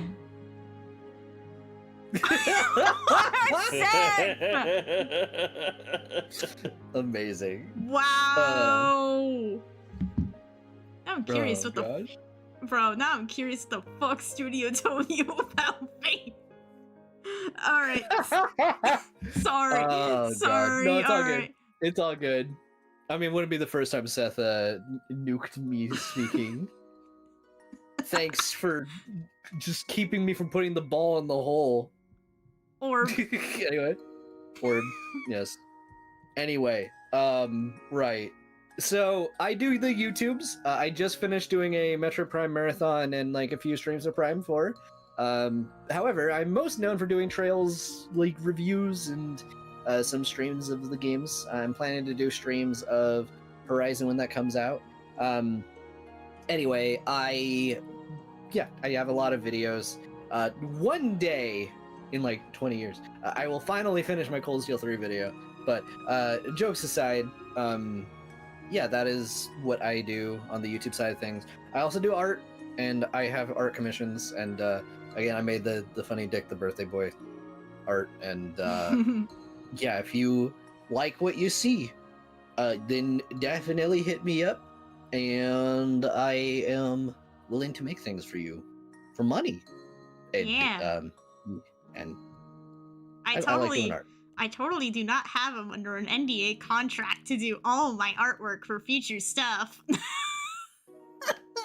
I'm under an NDA. Wait, am I not supposed to talk about the... oh no! Oh no, bro! Nah, you know I'm kidding, right? Genma? Genma! Genma, come back. This isn't funny anymore, Genma. What are you doing? What are you doing? What are you doing? I guess we'll find out later. He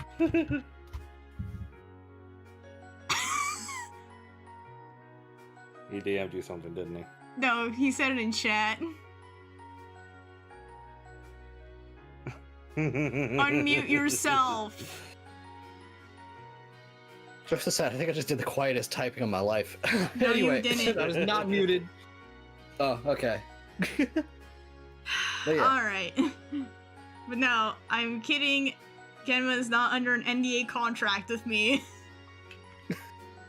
I'm doing a bit too, but anyway. But we have a silent agreement on something. You guys will see eventually. Anyways, with all that being said, have a great rest of your nights, guys. And I will see you all next time!